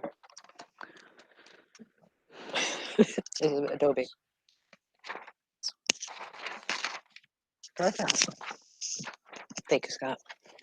We have this handout for it. Okay, my microphone's on, right? Yes. Good to know. Okay. All right. So, as Tammy mentioned before, when we were wrapping up the preliminary budget discussion presentation, one of the things that we are doing right now is looking at fund balance projections and our reserves. So, especially right now, we are in our fourth quarter of the fiscal year. We ended June 30th, 2020. So we are right in the middle of fourth quarter. So this is the time of year where we start reviewing much more closely the fund balance projections and determine where these projections stand. This year in particular, we're looking at a real hard look at the district's restricted fund balance, which is also known as the district's reserves, to see if we need to increase any of these reserves based on the unknown New York State fiscal situation. So one of the things the New York State Office of the Comptroller allows the Board of Education to do is to legally set aside or reserve a portion of fund balance in one of two ways. So the board can designate some fund balance to finance future costs for a specific purpose. So an example, that's a very easy example, the capital reserve. So we create a capital reserve, usually it's a 10-year period, to help offset some of the costs on the local share for a capital project. So that's just an example of one way a board can designate fund balance. And that'd be appropriate to a reserve. Or they may use a portion of fund balance to help fund next year's budget, which is referred to as appropriated fund balance. So there's just two things that the boards have the right to authorize. So when reviewing reserves, especially right now, like we just mentioned about the financial situation of the state, it's really beneficial for us as a district to start looking at reserves, and in particular the retirement reserve, because this reserve could help us offset the annual invoices that we get every year for the retirement pension costs. So before I go into talking more about this, I want to go right to page 3. This is the handout that's attached to the Board of Ed discussion in Board Docs. And I'm hoping you can, let's just make the screen a little bit bigger for you. Bear with me a minute. Hide that. Okay, so here, let me do like 85%. Hold on. Okay, that's better. So what I did here was I looked at the rates, the pension contribution rates for both the teacher's retirement system and the employee's retirement system. So in the retirement reserves, there's two reserves. It's like sub-fund reserves. You have your ERS reserve for your staff, the classified employees who are under the employee retirement system, your civil service, for example. And then you have your teacher's retirement for certified staff, whether it be administrator or a teacher. They're in that retirement system. So we have the two retirement systems, two reserves for retirement. This chart here is an example of the contribution rates from 1986 to 2021. The green line is the ERS and the blue line is TRS. So the teacher's retirement, employees retirement. And you'll notice though that they correlate with each other. So when one goes down, so does the other. They may not be the exact same rates, but they definitely show the increases and decreases together. So why do I bring this chart to your attention? So nobody wants to bring back 2011 when the gap elimination adjustment was around. And I'll just to kind of bring everyone up to speed what that was. So there was the years where the state had diverted some of the general aid funding to the districts. They actually took some of that back to help close out a $10 billion deficit at that time. So if you're looking at like 2011 to 2016 in particular, those 5-6 years, you notice that the rates went up, increased quite a bit. So in 2010, for example, 7.4% for ERS, 6.19% for TRS. And then by the time 2015-16 came, you're looking at 20% ERS and 17% TRS. So, you know, when that elimination adjustment was out there, the contribution rates went up. So when you think about that and where the state's headed right now, you know, we need to think about how we can be prepared to use that reserve and offset the cost if it gets to that point. So that's why I did this illustration here of the chart in hopes that it kind of gives you an idea where the contributions rate based on where the economy was. Any questions on that? All right. So let's go back to page 1. So right now, it's kind of hard to tell where New York State plans to eliminate, how they're going to address this $10 to $15 billion deficit in the 2021 year budget. We know that there may be a chance that we have some aid deducted, we may not, we don't know just yet. But we need to prepare for that impact and anticipate an increase in retirement contribution rates in the future if it's the same trend as history has shown back in 2010. So New York State School Boards Association mentions that putting money aside for retirement reserve is helpful for districts to manage challenging budgets that are difficult to control because of the unpredictability at the state and local levels. So this is a very proactive look at our retirement reserves, and if we have fund balance, is there a way we can allocate some of that to increase our reserve? So I don't know why that's highlighted. So you'll see here that the first retirement reserve was established in 2010. It was the ERS reserve because TRS reserve was only allowed in the 2018-19 school year that to be established. So for the longest time, it was just ERS annual, your contributions. So we established the reserve at 75,000. Over the years, we've increased by either appropriating more fund balance to it, or we've collected some interest. So right now, as per the audited statements, our ERS reserve is $388,509. And like I mentioned before, in March of 2019, districts were allowed to establish a TRS subfund, and this amount was at $190,000. So at this point, before I go into the proposals, I just want to make a note that the ERS reserve has no limitations. So you can put as much, appropriate as much fund balance as you want into those reserves. There's no limitation. But just to give an FYI, the annual invoice this past December that we paid was approximately $460,000. TRS reserve, however, there are some limitations. You're only allowed per each year a maximum of 2% of the 18-19 salaries reported to TRS. And actually 2% for us was 217,900, but we're proposing just putting 200 aside at this point. And the annual TRS invoice was $1,220,000, and that's deducted out over the district's general aid payment in 3 installments. So now that you know that little bit of information, one of the things we're proposing is to increase our TRS reserve. So we'd like to appropriate another $200,000 into that reserve, which would bring the reserve balance to $390,000. As for the ERS reserve, we appropriate another $50,000 to there. That would bring the reserve balance to $438,509. If the board wanted to appropriate enough to make it to that $460,000, you're probably looking at $75,000 to appropriate. So if you have, thanks for letting me review this information with you. And if there's any questions or concerns, feel free to talk now, or you can send those email questions to Tammy and I. But we do hope that we can do some kind of approval at the next board meeting. Is there any questions? Yes, this is Jay. Yep. Would you remind me, for any change in the market now, how far in the future does that get reflected in our ERS TRS cost? Yeah, that's a good question, Jay. I know they use actuary reports, but they're providing us with rates in the fall. So, like, for example, this past year, in the fall of 19, we got the preliminary rates for 2021. So it's like a year and a half out. Okay, because do I remember that it's based on, isn't it based on a rolling 3-year average or something similar? No, I don't think so. I might not. I'm not sure what I'm remembering. Yeah, then, most is but a I thought 5-year there's average, but maybe a 5-year average. I thought there was. Again, I don't remember how it's structured, but I thought it was something where you don't see the cost hit until a few years out, and then it's because it's a rolling average of some amount. It takes a little time for you to see the full effect of it, and then more time for you to see that effect go away as the market improves. Is that correct or no? Robin, the look you're giving makes me think I'm completely wrong. I don't know what the 3-year. I'm just trying to think. I know there's a 5-year average with BOCES, but that's not a reserve. So I'm just trying to think I don't- what it was. They Okay, could, I'm not remembering Jay, we correctly. don't know how they calculate it, but we can call the reserve, or we can call the retirement systems and ask them if they do anything like that when they calculate their annual need from school districts.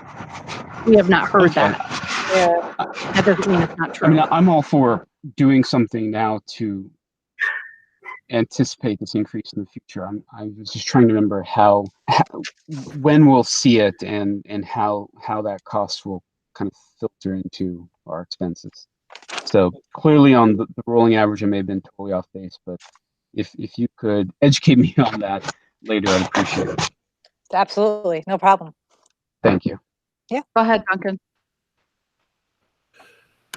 The controller is the only one that deals with this. The legislature has nothing to do with it.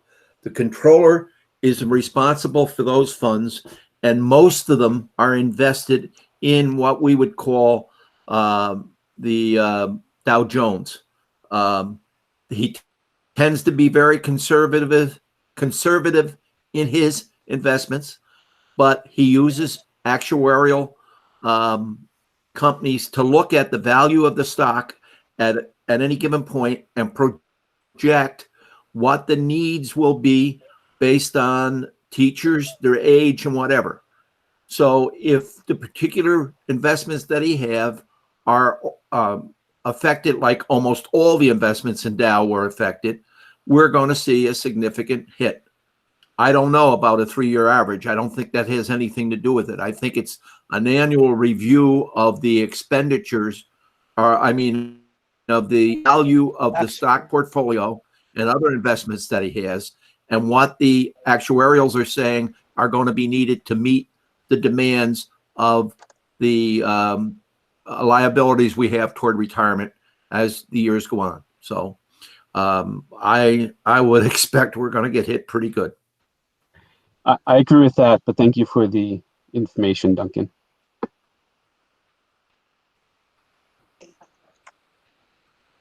Robin, I have a question. Sure. If we want us to act on this at our next meeting, would it be possible you provide information on what our year-end fund balances will be and where these funds will be transferred from? Yeah, I think we could do that. Thank you. Yeah.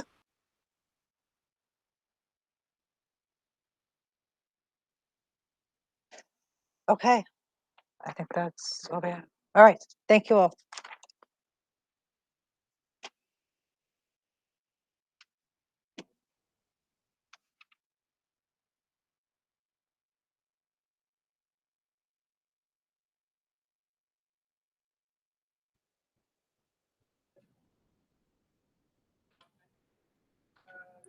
Remote learning plan guidance. Good evening, everybody.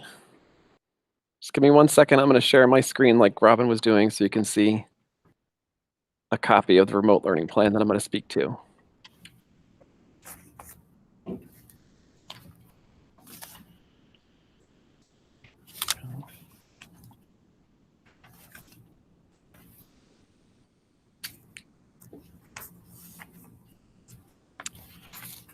Okay, so hopefully on your screen you can see a copy of this document that's called the Greenville Central School District Remote Learning Plan. I'd like to take some time to review this document. I know the board received it earlier, and this is a document that went out to all of our faculty K-12 last Friday. So before I get into some of the details, I'm going to share some of the background of this document, where it came from, and the development of the information that is presented here. So throughout the past month, there has been a tremendous effort to coordinate across our region, both Questar 3 and CAP region BOCES. So that includes superintendent's meeting, counterparts such as myself and my counterparts meeting, really having a lot of regional conversations to make sure that districts are sharing what they're working on and try to have some consistency from one district to another. Is anybody else getting feedback, or is that just me? Okay. Just check. We're getting feedback. It's not just you. It's off. Have you on? Is it? tells me that I'm off. There we go. Okay, hopefully that's a little better. Thank you, Pat.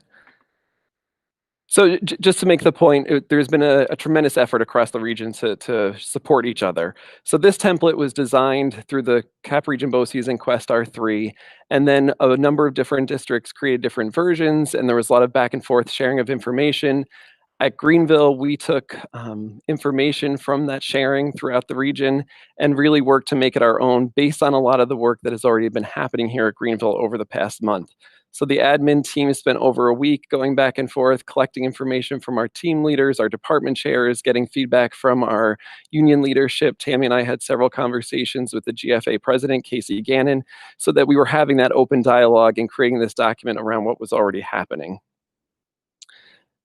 The biggest purpose behind this document was to acknowledge the great work that was happening, but also with the realization that this is a longer term closure. When we first closed schools 3.5 weeks ago, we were very uncertain of what this would turn into and where it was going to lead. As time has gone on and we get more and more information, it's very clear that this is a longer term closure. So we wanted to make sure that we had a document that was going to serve as our guiding document so that we could all work from a shared place and make sure that we had some consistency across the district.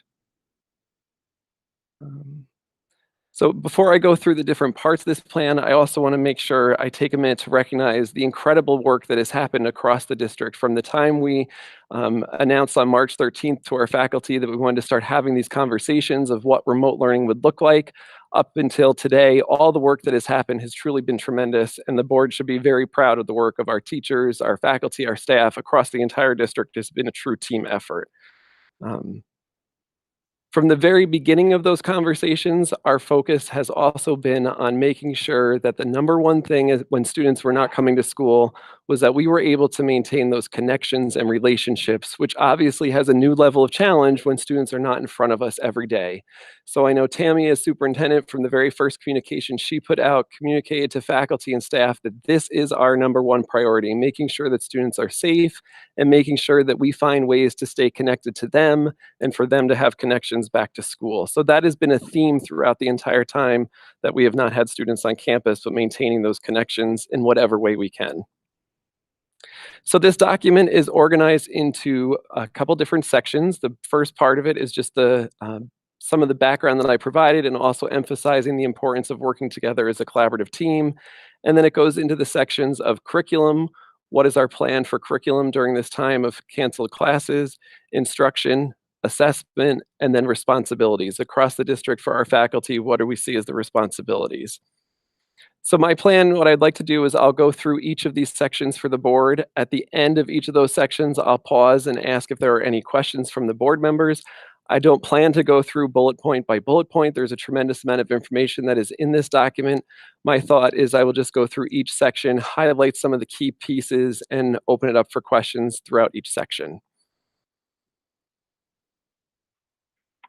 Go ahead, Jay, if you have a question. Thanks, Todd. This may be a question you want to address in one of the later slides, but in the cover letter or memo that's attached to the document, in the second paragraph, it talks about 2 phases, and that today we're shifting to the next phase, which is introducing new learning.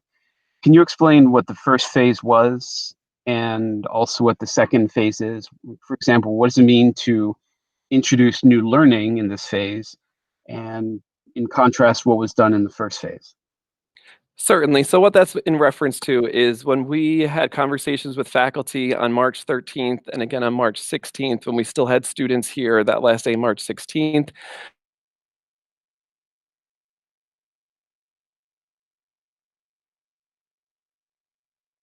What?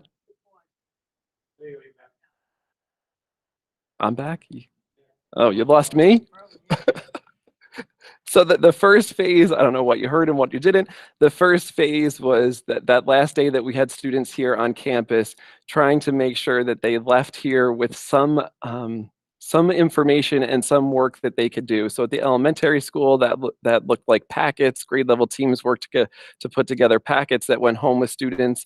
A majority of that work was kind of taking where students were currently at in their classes and doing some review, continuing with the learning that had already been happening in that class.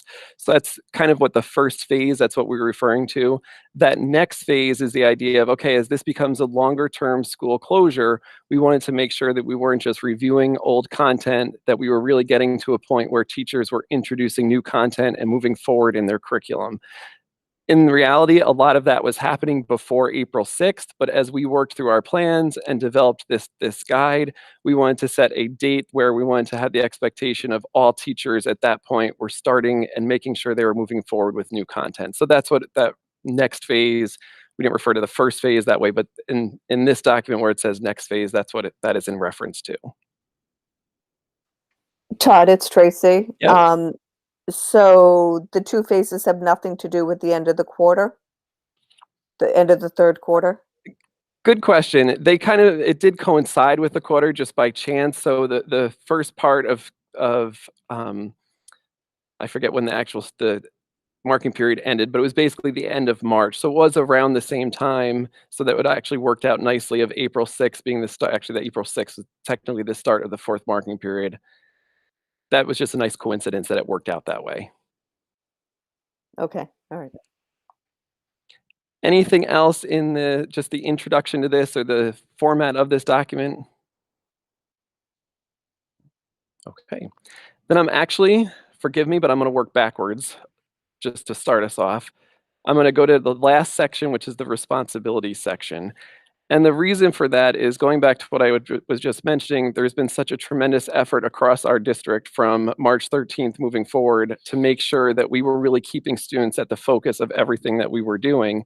I want to touch on the responsibilities that we put in this document, but this was really pulled from what was already happening across the district. So to touch on a couple of things in this section under responsibilities, across the entire district, our PPS, pupil personnel, our counselors, designed a template of a document that as teachers started to have concerns about students, whether it was they weren't hearing from them or they weren't completing assignments, there wasn't that connection that I mentioned we said was the most important part. The counselors at each building, elementary, middle, and high school, create a place that teachers could go in as a team or in departments and note, these are students that we have concerns about. So that was from, again, the very beginning of the closure of our school. We had those documents ready to go, and our counselors have been tremendous about following up with families and students to make sure that they stay connected. So that was a key piece under responsibilities that incorporates the teachers as they're interacting with our students, but it's also the counselors in our PPS department supporting them in that work. Some other key pieces, again, not touching on every single bullet point, but just pulling out some of the highlights. What we would normally have if we were in session here at school, Mr. Mahan at the elementary level has monthly team leader meetings. Mr. Reeve has regular meetings with his team leaders. Mr. Ward at the high school has meetings with the department chairs. That has continued in a remote version using the very similar format to this, Google Meets. So Mr. Mahan at the elementary school, more than monthly, it's really been weekly and more than once a week, has been meeting with his team leader. So that's a team leader at each grade level across the elementary school. And those conversations have been vital so that we're informed of how teachers are doing, concerns they have, what's working, what's not working. And that's also true at the middle school, Mr. Reeve meeting with his team leaders and Mr. Ward meeting with the department chairs. So that's a structure that's in this document, but it didn't take this document for that to happen. Our teachers, our administrators started that from day one to make sure that we had that communication going back and forth and working together as a team. And then the other piece of that that is reflected in here is those team leaders having conversations ongoing. I know some of these are almost daily at this point. Some have cut back and maybe it's every other day, but there's a tremendous effort on the part of our team leaders and department chairs to have those conversations with teachers at all levels. So again, just highlighting some of those areas under responsibilities. Any questions in that section?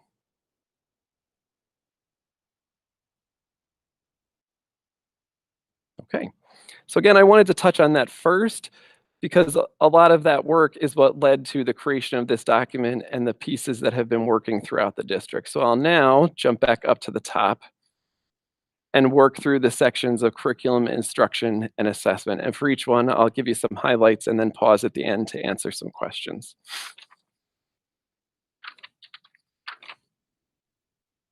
So under curriculum, easiest way to think about curriculum is what is it that we are teaching? Key point here is we are not going to get through every single piece of curriculum that we would if the students were in front of us every day, right? That is a very clear reality at this time, that we have to be aware of the situation and making sure that we are looking at our curriculum across the district and prioritizing standards. What that means is really pulling out what are the key things, key areas of focus that at each grade level within each content area, we want to put our effort the most into those areas to make sure students get that content and those skills before the end of the year. So the first part of this, where it speaks to general for K-12, a lot of that is around this idea of prioritizing standards, establishing areas of focus for each content and each grade level. There is a link on here, again, cycling back to what I said at the beginning, this regional effort across CAP Region and Quest R3.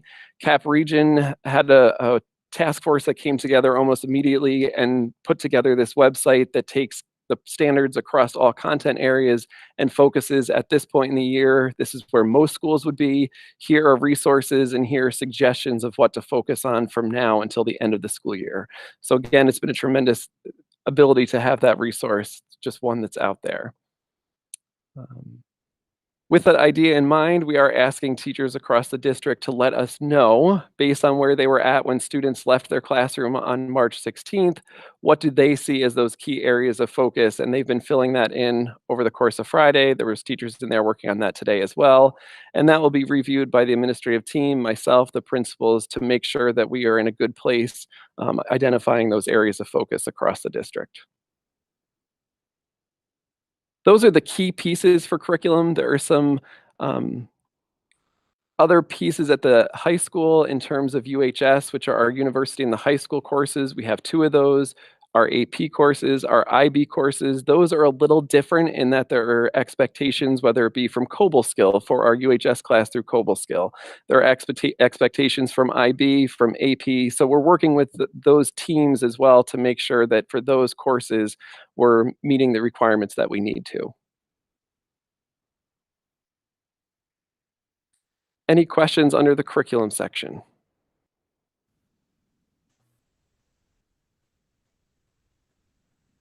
Hello. Go ahead, Duncan.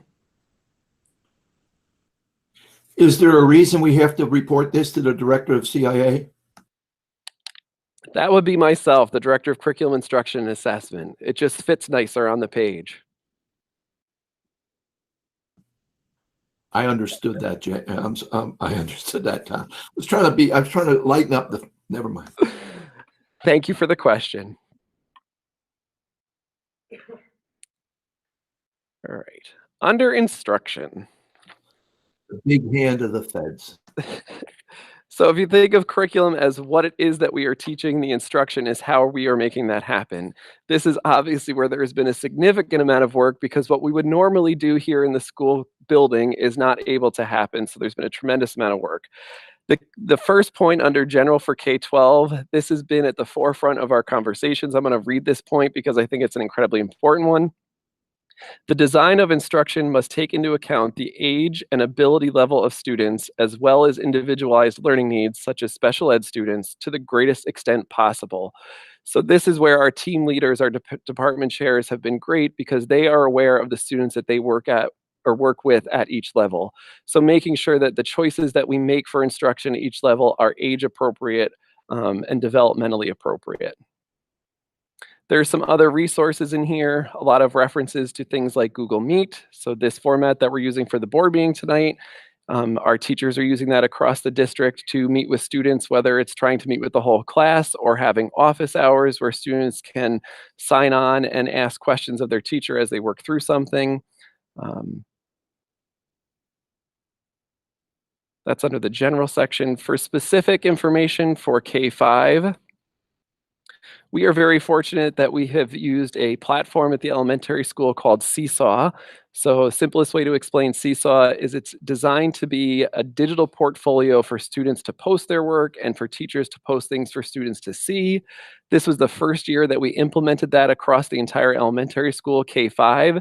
That has been a tremendous help in providing a very structured framework for our teachers to send out digital information to students, and for students to also send work back to their teachers, and to also have conversation and communication back and forth between the teachers and the students. So that's a key piece at the elementary school that we had in place, which has been fantastic. The other piece that you will see both under K-5 and under 612, it's kind of framed differently and the language a little different, but if I'll put it together under kind of some common terms, it's the idea of synchronous learning and then also asynchronous. So synchronous would be a teacher having a time like this where an entire class could sign on and participate in a virtual class in real time. That's synchronous at the same time. Asynchronous would be a teacher making a recording of him or herself and posting that for students to see, or posting content that was already made. So Discovery Channel has incredible science content that a teacher could pull from some of those videos and post, and then offer another time for students to be able to sign on, ask questions back and forth. So it's really finding a balance of that asynchronous and synchronous learning to make sure there's opportunities. Because if a teacher is holding a class where any student can sign on, we want to be very aware that not every child has the same internet connection at home. Not every child has the same family dynamics at home currently. So we want to make sure we're offering a balance of those two things. Mike, did you have a question? There you go. I hear you now. Oh, now I don't hear you.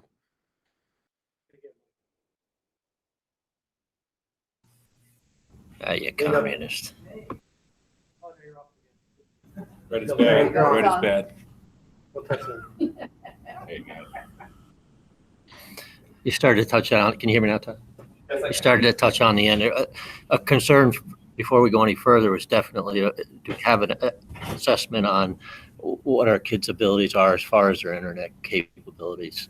I've also had some parents talking to me about how they're have to work from home, and their bandwidth and need for the home computer is huge, and we're also trying to stream stuff. So I'm just hearing it out in the community that there's all sorts of issues with that. What are you guys hearing? Are you getting reports? Is there a percentage of kids that can't even log on, or there's a percentage that are having difficulty? Do we have any of that material yet, or? We do. So we did, actually Scott could speak to this, but he's not mic'd up, so I'll do my best. So Dan Hash as our K-12 principal, and then Scott assisted. Before students left that last day, we put out a survey to students trying to get a gauge of how their internet connection was at home. And then there's been follow-up with parents. Some of it was making phone calls to say, your child indicated there's no internet service at home. Is that true? Shocking. Some of the answers was, actually, we have great internet at home, so I don't know what little Johnny was talking about. But from that survey, we have an idea of students across the district who have no internet, very little internet that might be fine for checking email, but they're not going to be able to upload a video or watch a video, that type of thing. We've asked teachers as issues come up and it's identified that this student isn't engaging digitally because of their internet connection, they've been reaching out to Scott, and Scott has a running list that he's been working with families to reach out to them to find out what is the situation. Can we connect you in some other way? Can we find out what the situation is and support in whatever way we can? But yes, we've been very aware of that, and that has definitely been a good part of our conversation on a regular basis of what are we hearing from students, what are we hearing from teachers. We've also had some teachers with internet capability issues at home. Scott was able to provide hotspots for some of those teachers. Those are in very limited demand, or in high demand right now, so it's hard to get them, but the few that we were able to get, we were able to give to some teachers so that they have better internet at home on the teacher side as well. Todd, Go ahead, Duncan. No. I'm fine. Daphne, it's Tracy. Could I kind of piggyback on that one? So we have the hotspots that have been given for teachers, but are there any available for students if needed?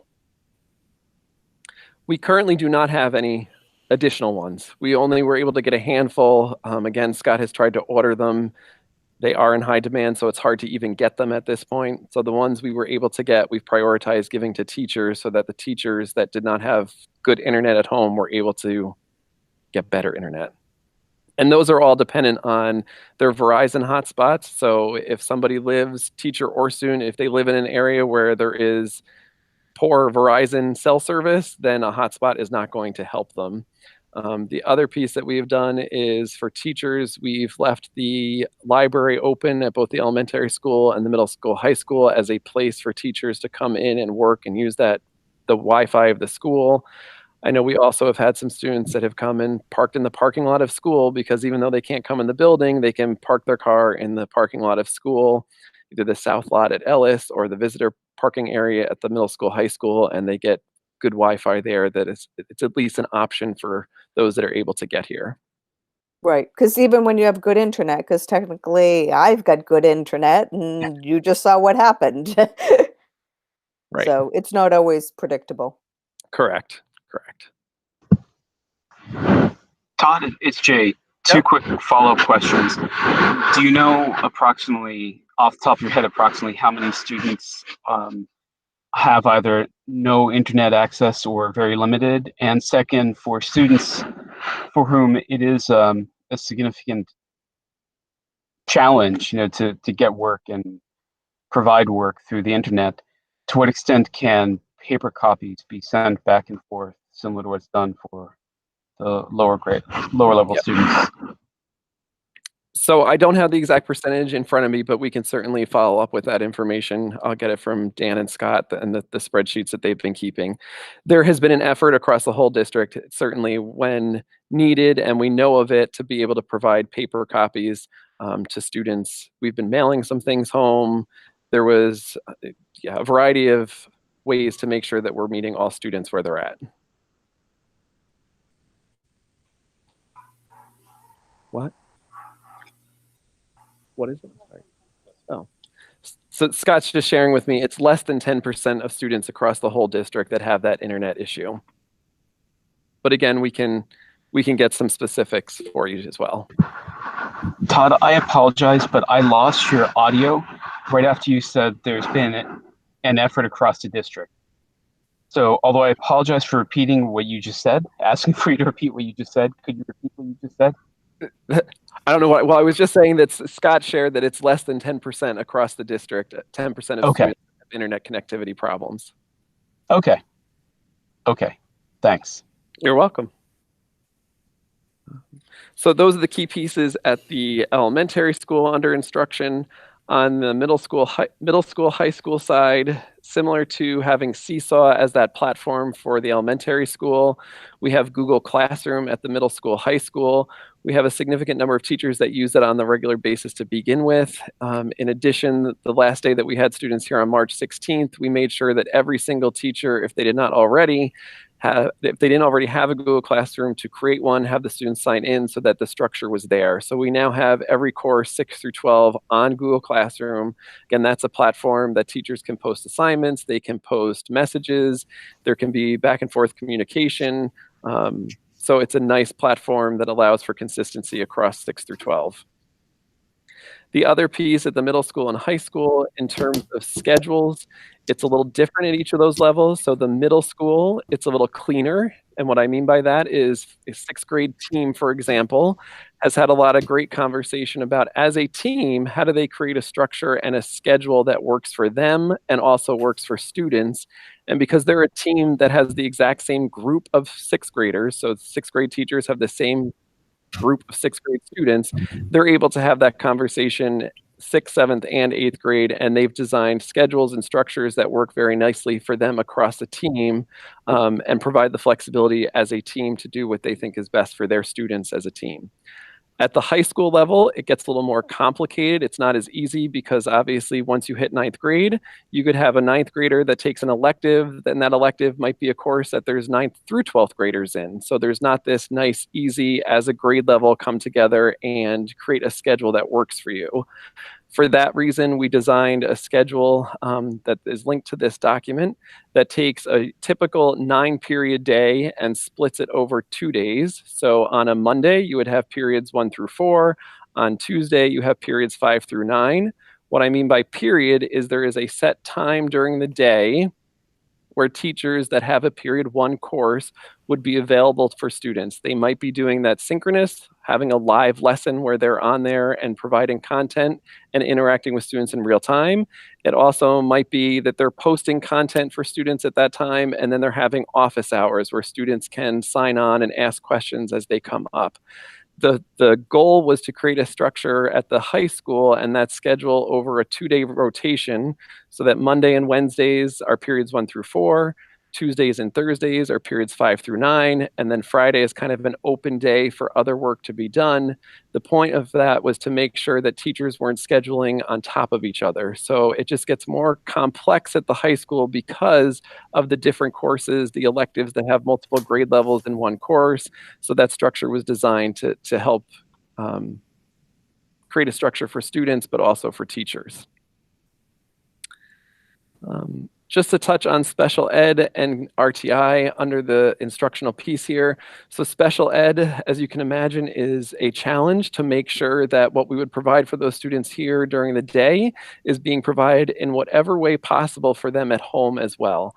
So a lot of that looks like our special ed teachers coordinating with the gen ed teachers, just like they would if they were here in the building, having conversation about the curriculum and the instruction, making modifications where necessary. Those special ed teachers have also had times where they have their office hours, they're reaching out to students. That connection piece has been incredible through our special ed teachers. So that kind of is the quick summary of special ed. And then RTI or AIS, this is our supports for students that are struggling. We initially had these teachers kind of hold off just to get everything in place and things going. Now Mr. Hash, as our RTI coordinator, is working with those AIS teachers across the district to make sure that they are putting things in place that are supporting students with their work that they're doing for their classes. So that, again, is kind of an overview summary of the instruction section. If there's any questions on that before I move on to our last section of assessment. Todd, it's Tracy. Yep. Related to the information, let's say, sharing with parents, such that the high school schedule, that this is when students should be checking in and so forth. Has communication to the parent happened? Excellent question. So this document, as I said, went out to our faculty on Friday. The 3 principals had both team leader or department chair meetings to get feedback from our teacher leaders across the district. And then at 1 o'clock today, each principal held a remote learning office coffee hour type thing where faculty could sign on and ask questions. So tomorrow morning, we have our daily cabinet time that Tammy organizes each day for us.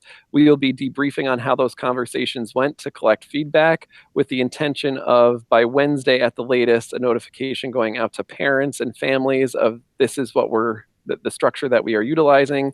And then also something that's come up from really middle school and high school has been a request, can we put something out to all students of this is the expectation that we are looking for from all students.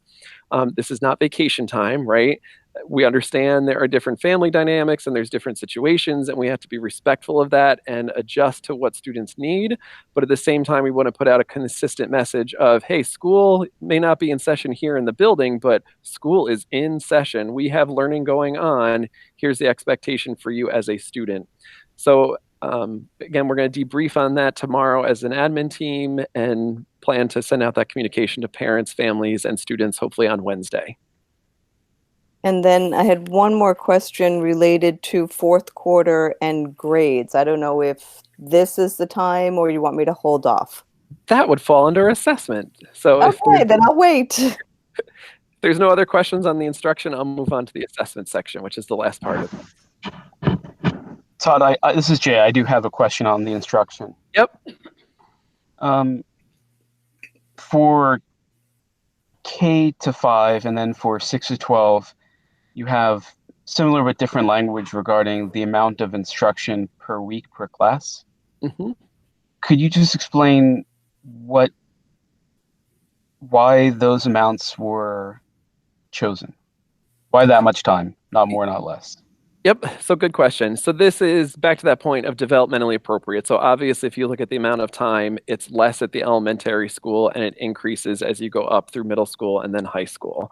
So this was very much a regional conversation. Some schools put a little less, some schools put a little bit more. This, from our conversations here at Greenville, we felt was an appropriate amount of time for each of those levels within the structures that we would use typically within a school day.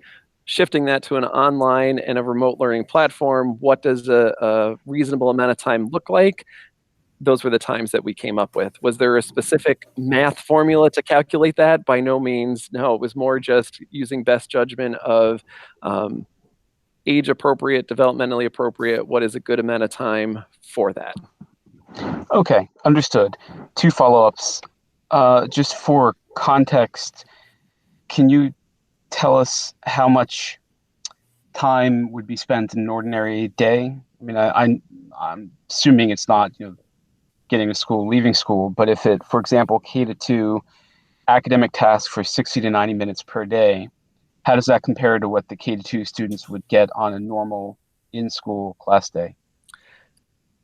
What we could do is we could create a comparison that shows that, because it's different by grade level, and then it's also Sure. here we speak really to the so using the elementary as an example for K-5, the focus on reading, writing, and math, special areas such as art, PE, music, making sure that those teachers are still engaging students in some work relevant to their content area, but not to the same level and not to the same time requirements as the core areas of reading, writing, math, and then also Sure.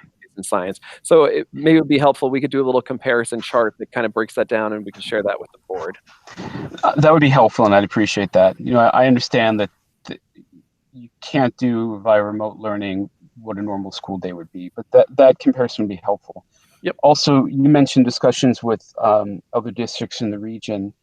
Is this so? Are you saying that other districts in the capital region are following a similar plan or template, if you will? Just some of the details, like amount of academic tasks per day, differ, but overall the basic structure is similar? Yes, there's definitely differences district to district, but this template, the idea of breaking it down, curriculum, instruction, assessment, came out of regional conversations. And there was kind of a generic version of this that started it started with Cap Region BOCES, and it kind of got shared over to Quest R3, so the conversation started there as well. So there is a core of this that is very similar across many, many districts in both Cap Region and Quest R3. If you look at each plan, there are definitely differences, and it's specific to each school, but there is a lot of similarity across the districts. Okay, thank you. You're welcome. Okay, so moving on to the last section of assessment. So if you think of curriculum, what we are teaching, instruction, how we're teaching it, then the assessment is that how are we as educators gauging what students are doing and how well are they mastering the content that we want to make sure they can master. So this has also been an area of a tremendous amount of conversation and back and forth, both within the region, here locally. There is no perfect way to do this. I will start by saying that. I think the key piece that has been the underlying part of a lot of our conversations is the reality that what students are experiencing currently, we have far less control over than when they are here in the building. So when they're all here in the building and they all follow a similar schedule across a grade level, we have the ability to make sure we are meeting each student where they're at and giving them what they need here within the school day. With the unknowns of home and families, and recognizing that every student has a different home life and home situation, and families are dealing with this crisis in different ways, we wanted to make sure we were maintaining an accountability and responsibility on behalf of students, but also recognizing all those differences and being aware of the equity issue. So what I mean by that is, if we stuck with a traditional grading system, which here at the middle school, high school, for example, we use a 100-point scale and students get a numeric grade. If we continue to use that, and this was not just a Greenville conversation, this again was very much throughout the region of Quest R3 and Cap Region. If we stuck with that, we were really grading students more on what their home life was like and what their ability at home was to complete and have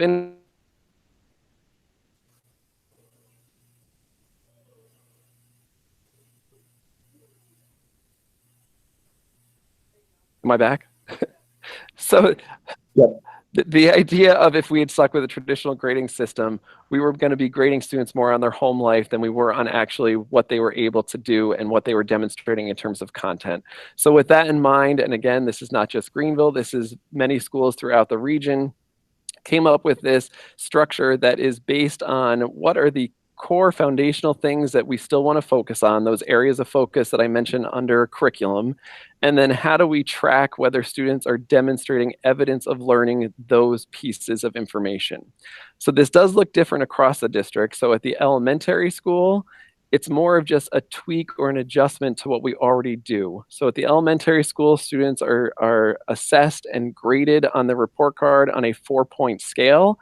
And there are many different criteria that teachers look at within a marking period. So at the elementary school, this is really taking that same structure that is already used, but it's just kind of paring down. We may not look at 20 criteria. We might only be looking at 5 or 6 criteria at a time, because we're going to pare down the curriculum and we're going to focus on those areas that we think are most important and score students and track students' evidence of learning in those areas. So it's kind of a tweak to the structure that's already here. At the middle school and high school, this is more of a shift because the vast majority of our teachers do use a traditional 100-point scale. So instead of using that 100-point scale for the reasons that I mentioned, we're looking for teachers to identify those core areas, the focus areas that students need to demonstrate learning, and then track evidence of learning on that work. This does not mean that nothing counts. This does not mean students don't have to do work. It means that we are looking for students to demonstrate their evidence of learning, the material that teachers are putting out to them, and tracking it as, yes, they've completed, they've shown me that they've evidence of this content, they completed it, or they're working towards it, meaning they're trying, I'm interacting with the student, they're sending work back to me, we're working through it, or incomplete, which really means I, as a teacher, don't have evidence from this student. That might be an internet issue. It might be things at home, there are other priorities, and school is not happening at the time. So it's to track who are those students that are completing the work and showing that evidence of learning, and then down to the incomplete of this is a student we still need to make sure we are focusing on to continue to move them forward. Excellent, Todd. It's Tracy. The one element that becomes, to me, critical with this complete and incomplete is the deadlines. So what is the time frame to do it? But this is very encouraging because I don't think it sets the right tone not to make adjustments. That, the world has changed. Yep. Kids sometimes getting up and making their bed is like the accomplishment of the day. And we also are seeing different levels of motivation. The first week everything was great, and then you had a lapse, and now we've got to get them back up and so forth. So even universities have gone to pass fail for the semester. Yep. And the one question that remains out there is, what does fourth marking period look like overall? So at the end of the year, what will it look like on a student's report card for fourth marking period? And we don't know yet, because if we, worst case scenario, we don't come back to school at all, and the remainder of this school year is remote at-home learning, then we will continue with this idea of complete, incomplete, working towards, and it likely will be a pass-fail. If instead we are able to come back sometime in May and we have time with students in front of us still, can we shift to the grading systems that we're using previously? Those are all conversations we have to work through as we get more information and as we continue to go through this to figure out what works best for what we're presented with. Right. And I think that the more flexible that we can be, then that just benefits everyone. Yep. Thank you for putting this together. It's excellent. Thank you.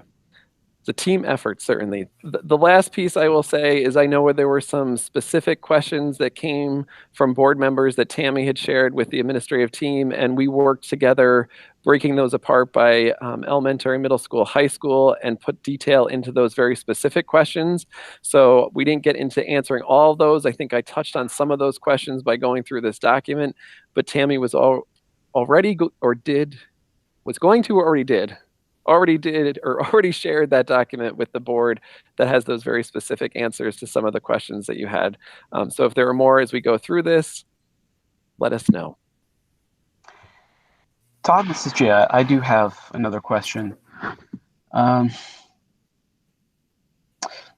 So understandably, it's unavoidable. There's going to be, through remote learning, there's just going to be less academic tasks, I think was the term in the document, than on a normal school day.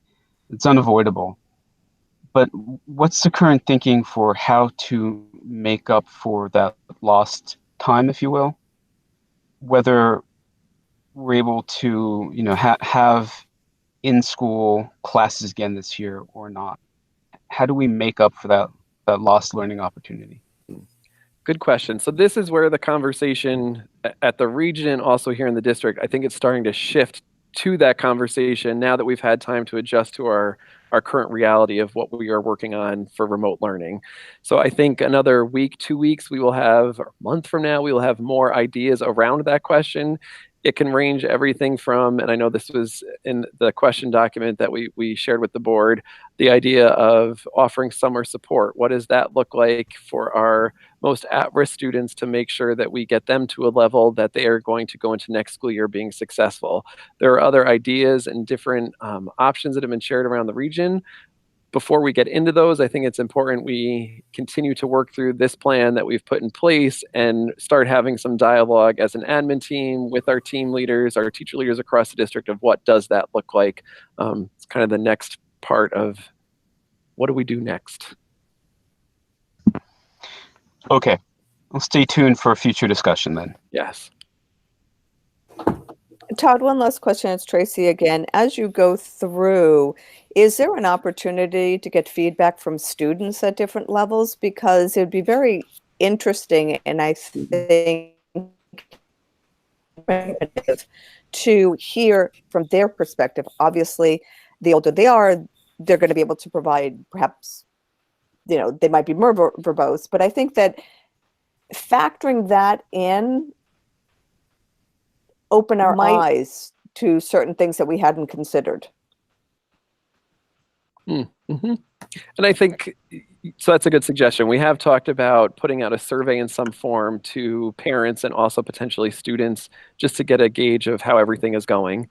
I also think we're getting some of that feedback through our teachers. So because we from the very beginning had that focus on maintain connections with students, maintain relationships, reach out to students, I know as I've talked to teachers over the past week, I get some indication of like, oh, when I talk to kids, this is the feedback I'm hearing from them that, oh my gosh, they didn't like it when they were here, but they can't wait to come back. They miss us terribly. Oh, well, that's nice to hear. So I think some of that, and this is a positive for our teachers. I commend our teachers in that they have those relationships. So they're automatically getting that feedback as they're having conversations with kids, but we can also talk about doing something more formally to gather that information. Maybe it's just an impromptu focus group or a Zoom group or a Google Meetup or whatever.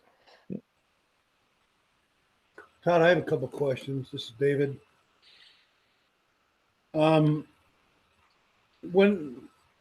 I'm interested in the K6 areas, when the teachers or the teams identify what foundational skills they're going to work on, can you provide the board with a list of those just for information purposes? Certainly.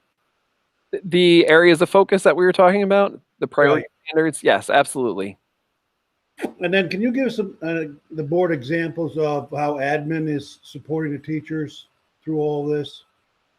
Yep. And I know there are hundreds of examples, but just so give you an opportunity to share. Absolutely. Yes, I can. So like I said before, those connections that the principals have maintained with teacher leaders, the department chairs and team leaders has been instrumental in making sure that they feel supported in their work as those teacher leaders, but also informing us as an admin team about what teachers are working on, what their challenges are. So there's that piece of it.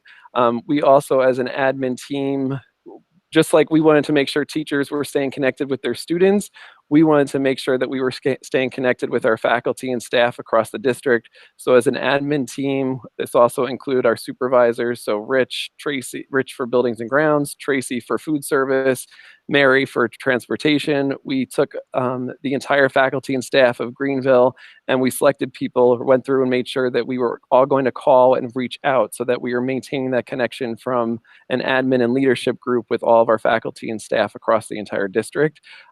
Those have been some incredible conversations. I spoke to some folks today and just getting feedback and information through that venue, and also just to check in on them. It's been a great thing to just hear some voices other than myself, my partner, and the admin team, because that's basically who I talk to now.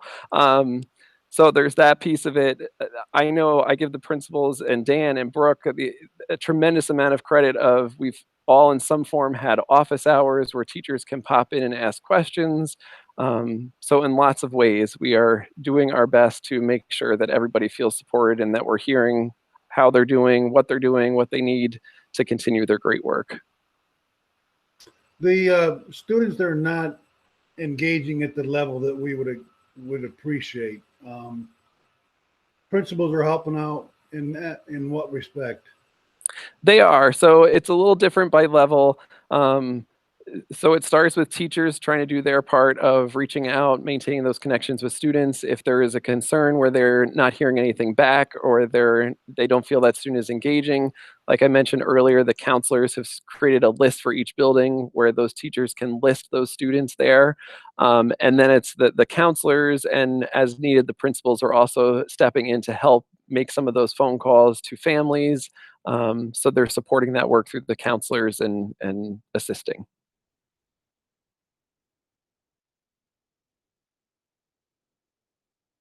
Any other questions?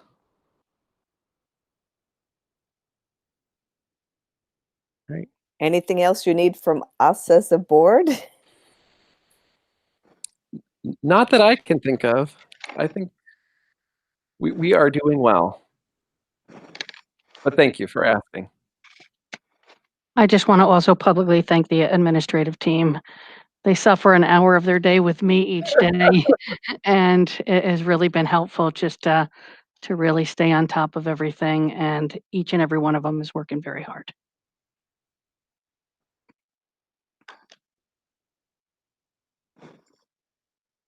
Thank you, Tammy.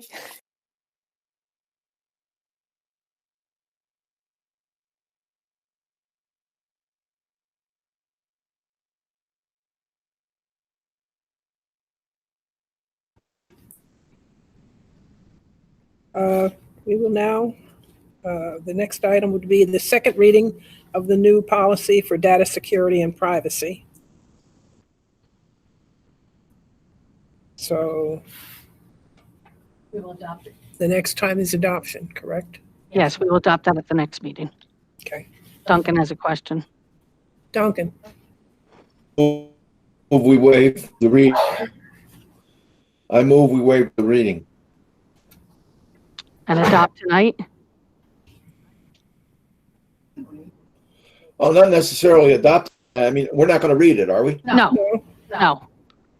It's just, this is the second time it's on the agenda. Well, We will okay, officially ask the board to approve it next. Okay, I read it.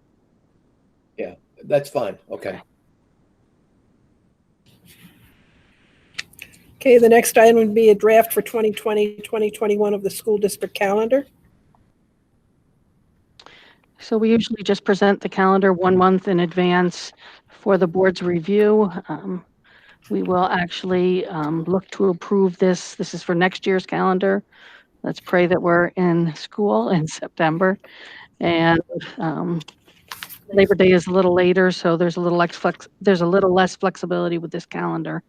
But if you want to look at it over the next month, if you have any questions, let us know, and we will look to approve that next in May so that parents know the calendar.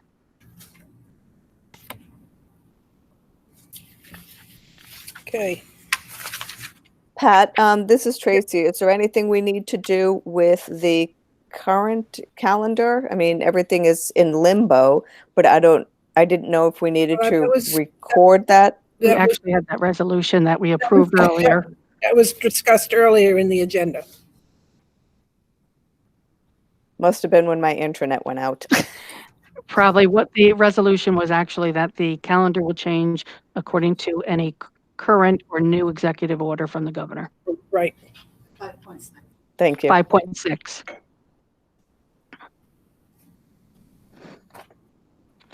Okay, Trace? Okay? Yes. Okay. I just went back and I looked at it. Yes. Okay.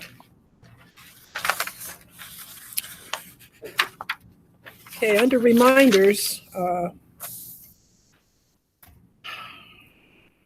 April 20th, and we were going to set another date after that. May, pick a date, Robin? It was May 4th, May 4th? was the week before the board meeting. Okay, Oh, yeah, sorry. I thought you were talking about the hearing. so, Would that be at 6? It's Tracy. Would that be at 6 o'clock or 6:30? That would be at 6 o'clock because it would be a budget workshop. the BOCES vote, is that still going to take place? Yes, it is. Yes, it is, and that'll be a virtual vote. Okay, April 21st. Everything else is kind of postponed, right? Up in the air. Any topics for discussion at future meetings? I think we have that pretty much covered. We got a lot to share. Okay, closing open forum.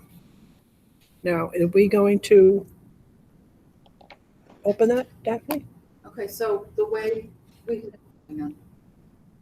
The The way we had put it in our agenda was that any questions would be emailed to myself. I've been checking my email. I don't have any emails Okay. as we speak. We're not opening up Facebook for that. Okay. Right, but so none have come in, and I know that there were instructions on the agenda, but this is the first time we're doing it by this process, if you will, meeting virtually and questions by email. Could you just explain again to the 20 or 25 people watching on YouTube Live what the email is, again, the process for submitting questions, and if we could just wait a couple minutes to give people an opportunity to write in case there are any questions? Okay, so on the beginning of the agenda, I also did add this morning under 1.2, this is a virtual meeting that can be viewed through YouTube Live. The note on the bottom says open forum. Email your questions or comments to the district clerk at pearsond@greenvillecsd.org. Your email correspondence will be read during the open forum.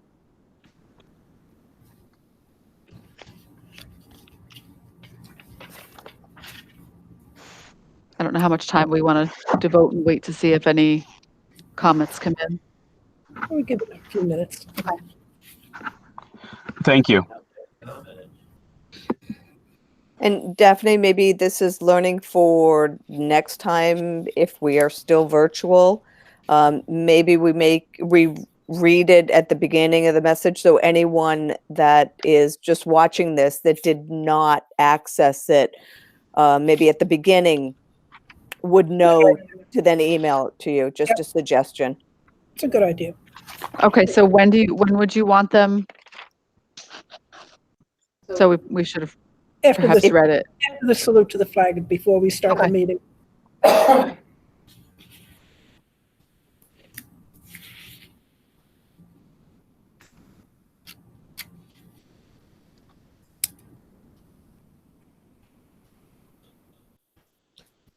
So how did the Yankees do last night? Well, if it was a classic game, they won.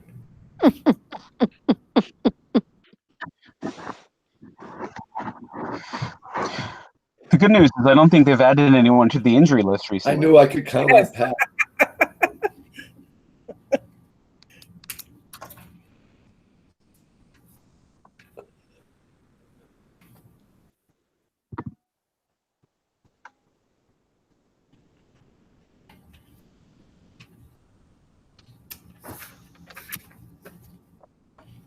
I've got nothing. It's been 2 minutes.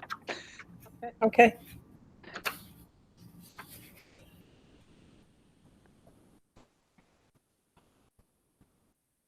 Give 1 more minute. Okay, we have one. This is from Kelly Hubicki.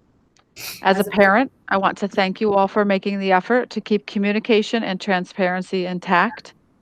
Thank you to every member of the district for all you are doing to keep our kids learning and growing. Kelly Hubicki. Thank you, Kelly.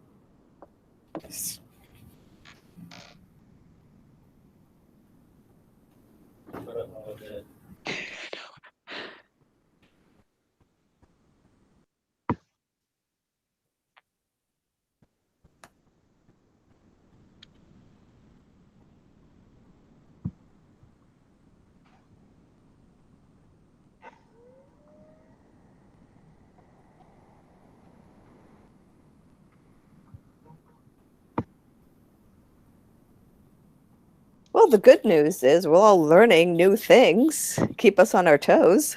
Yes. Mm-hmm.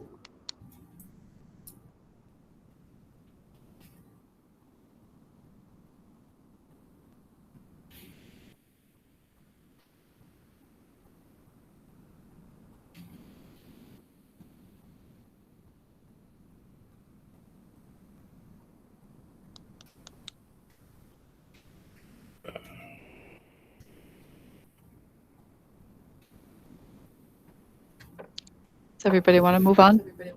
Okay. Ready? Okay. Okay, I need a motion to adjourn, and we are going to go to executive session. I have Brian Duncan. After executive session, we will adjourn, and there will be no more business. All in favor? I do have a second. I have Brian Duncan. And do we have Tracy and Jay? Okay, all right. You good?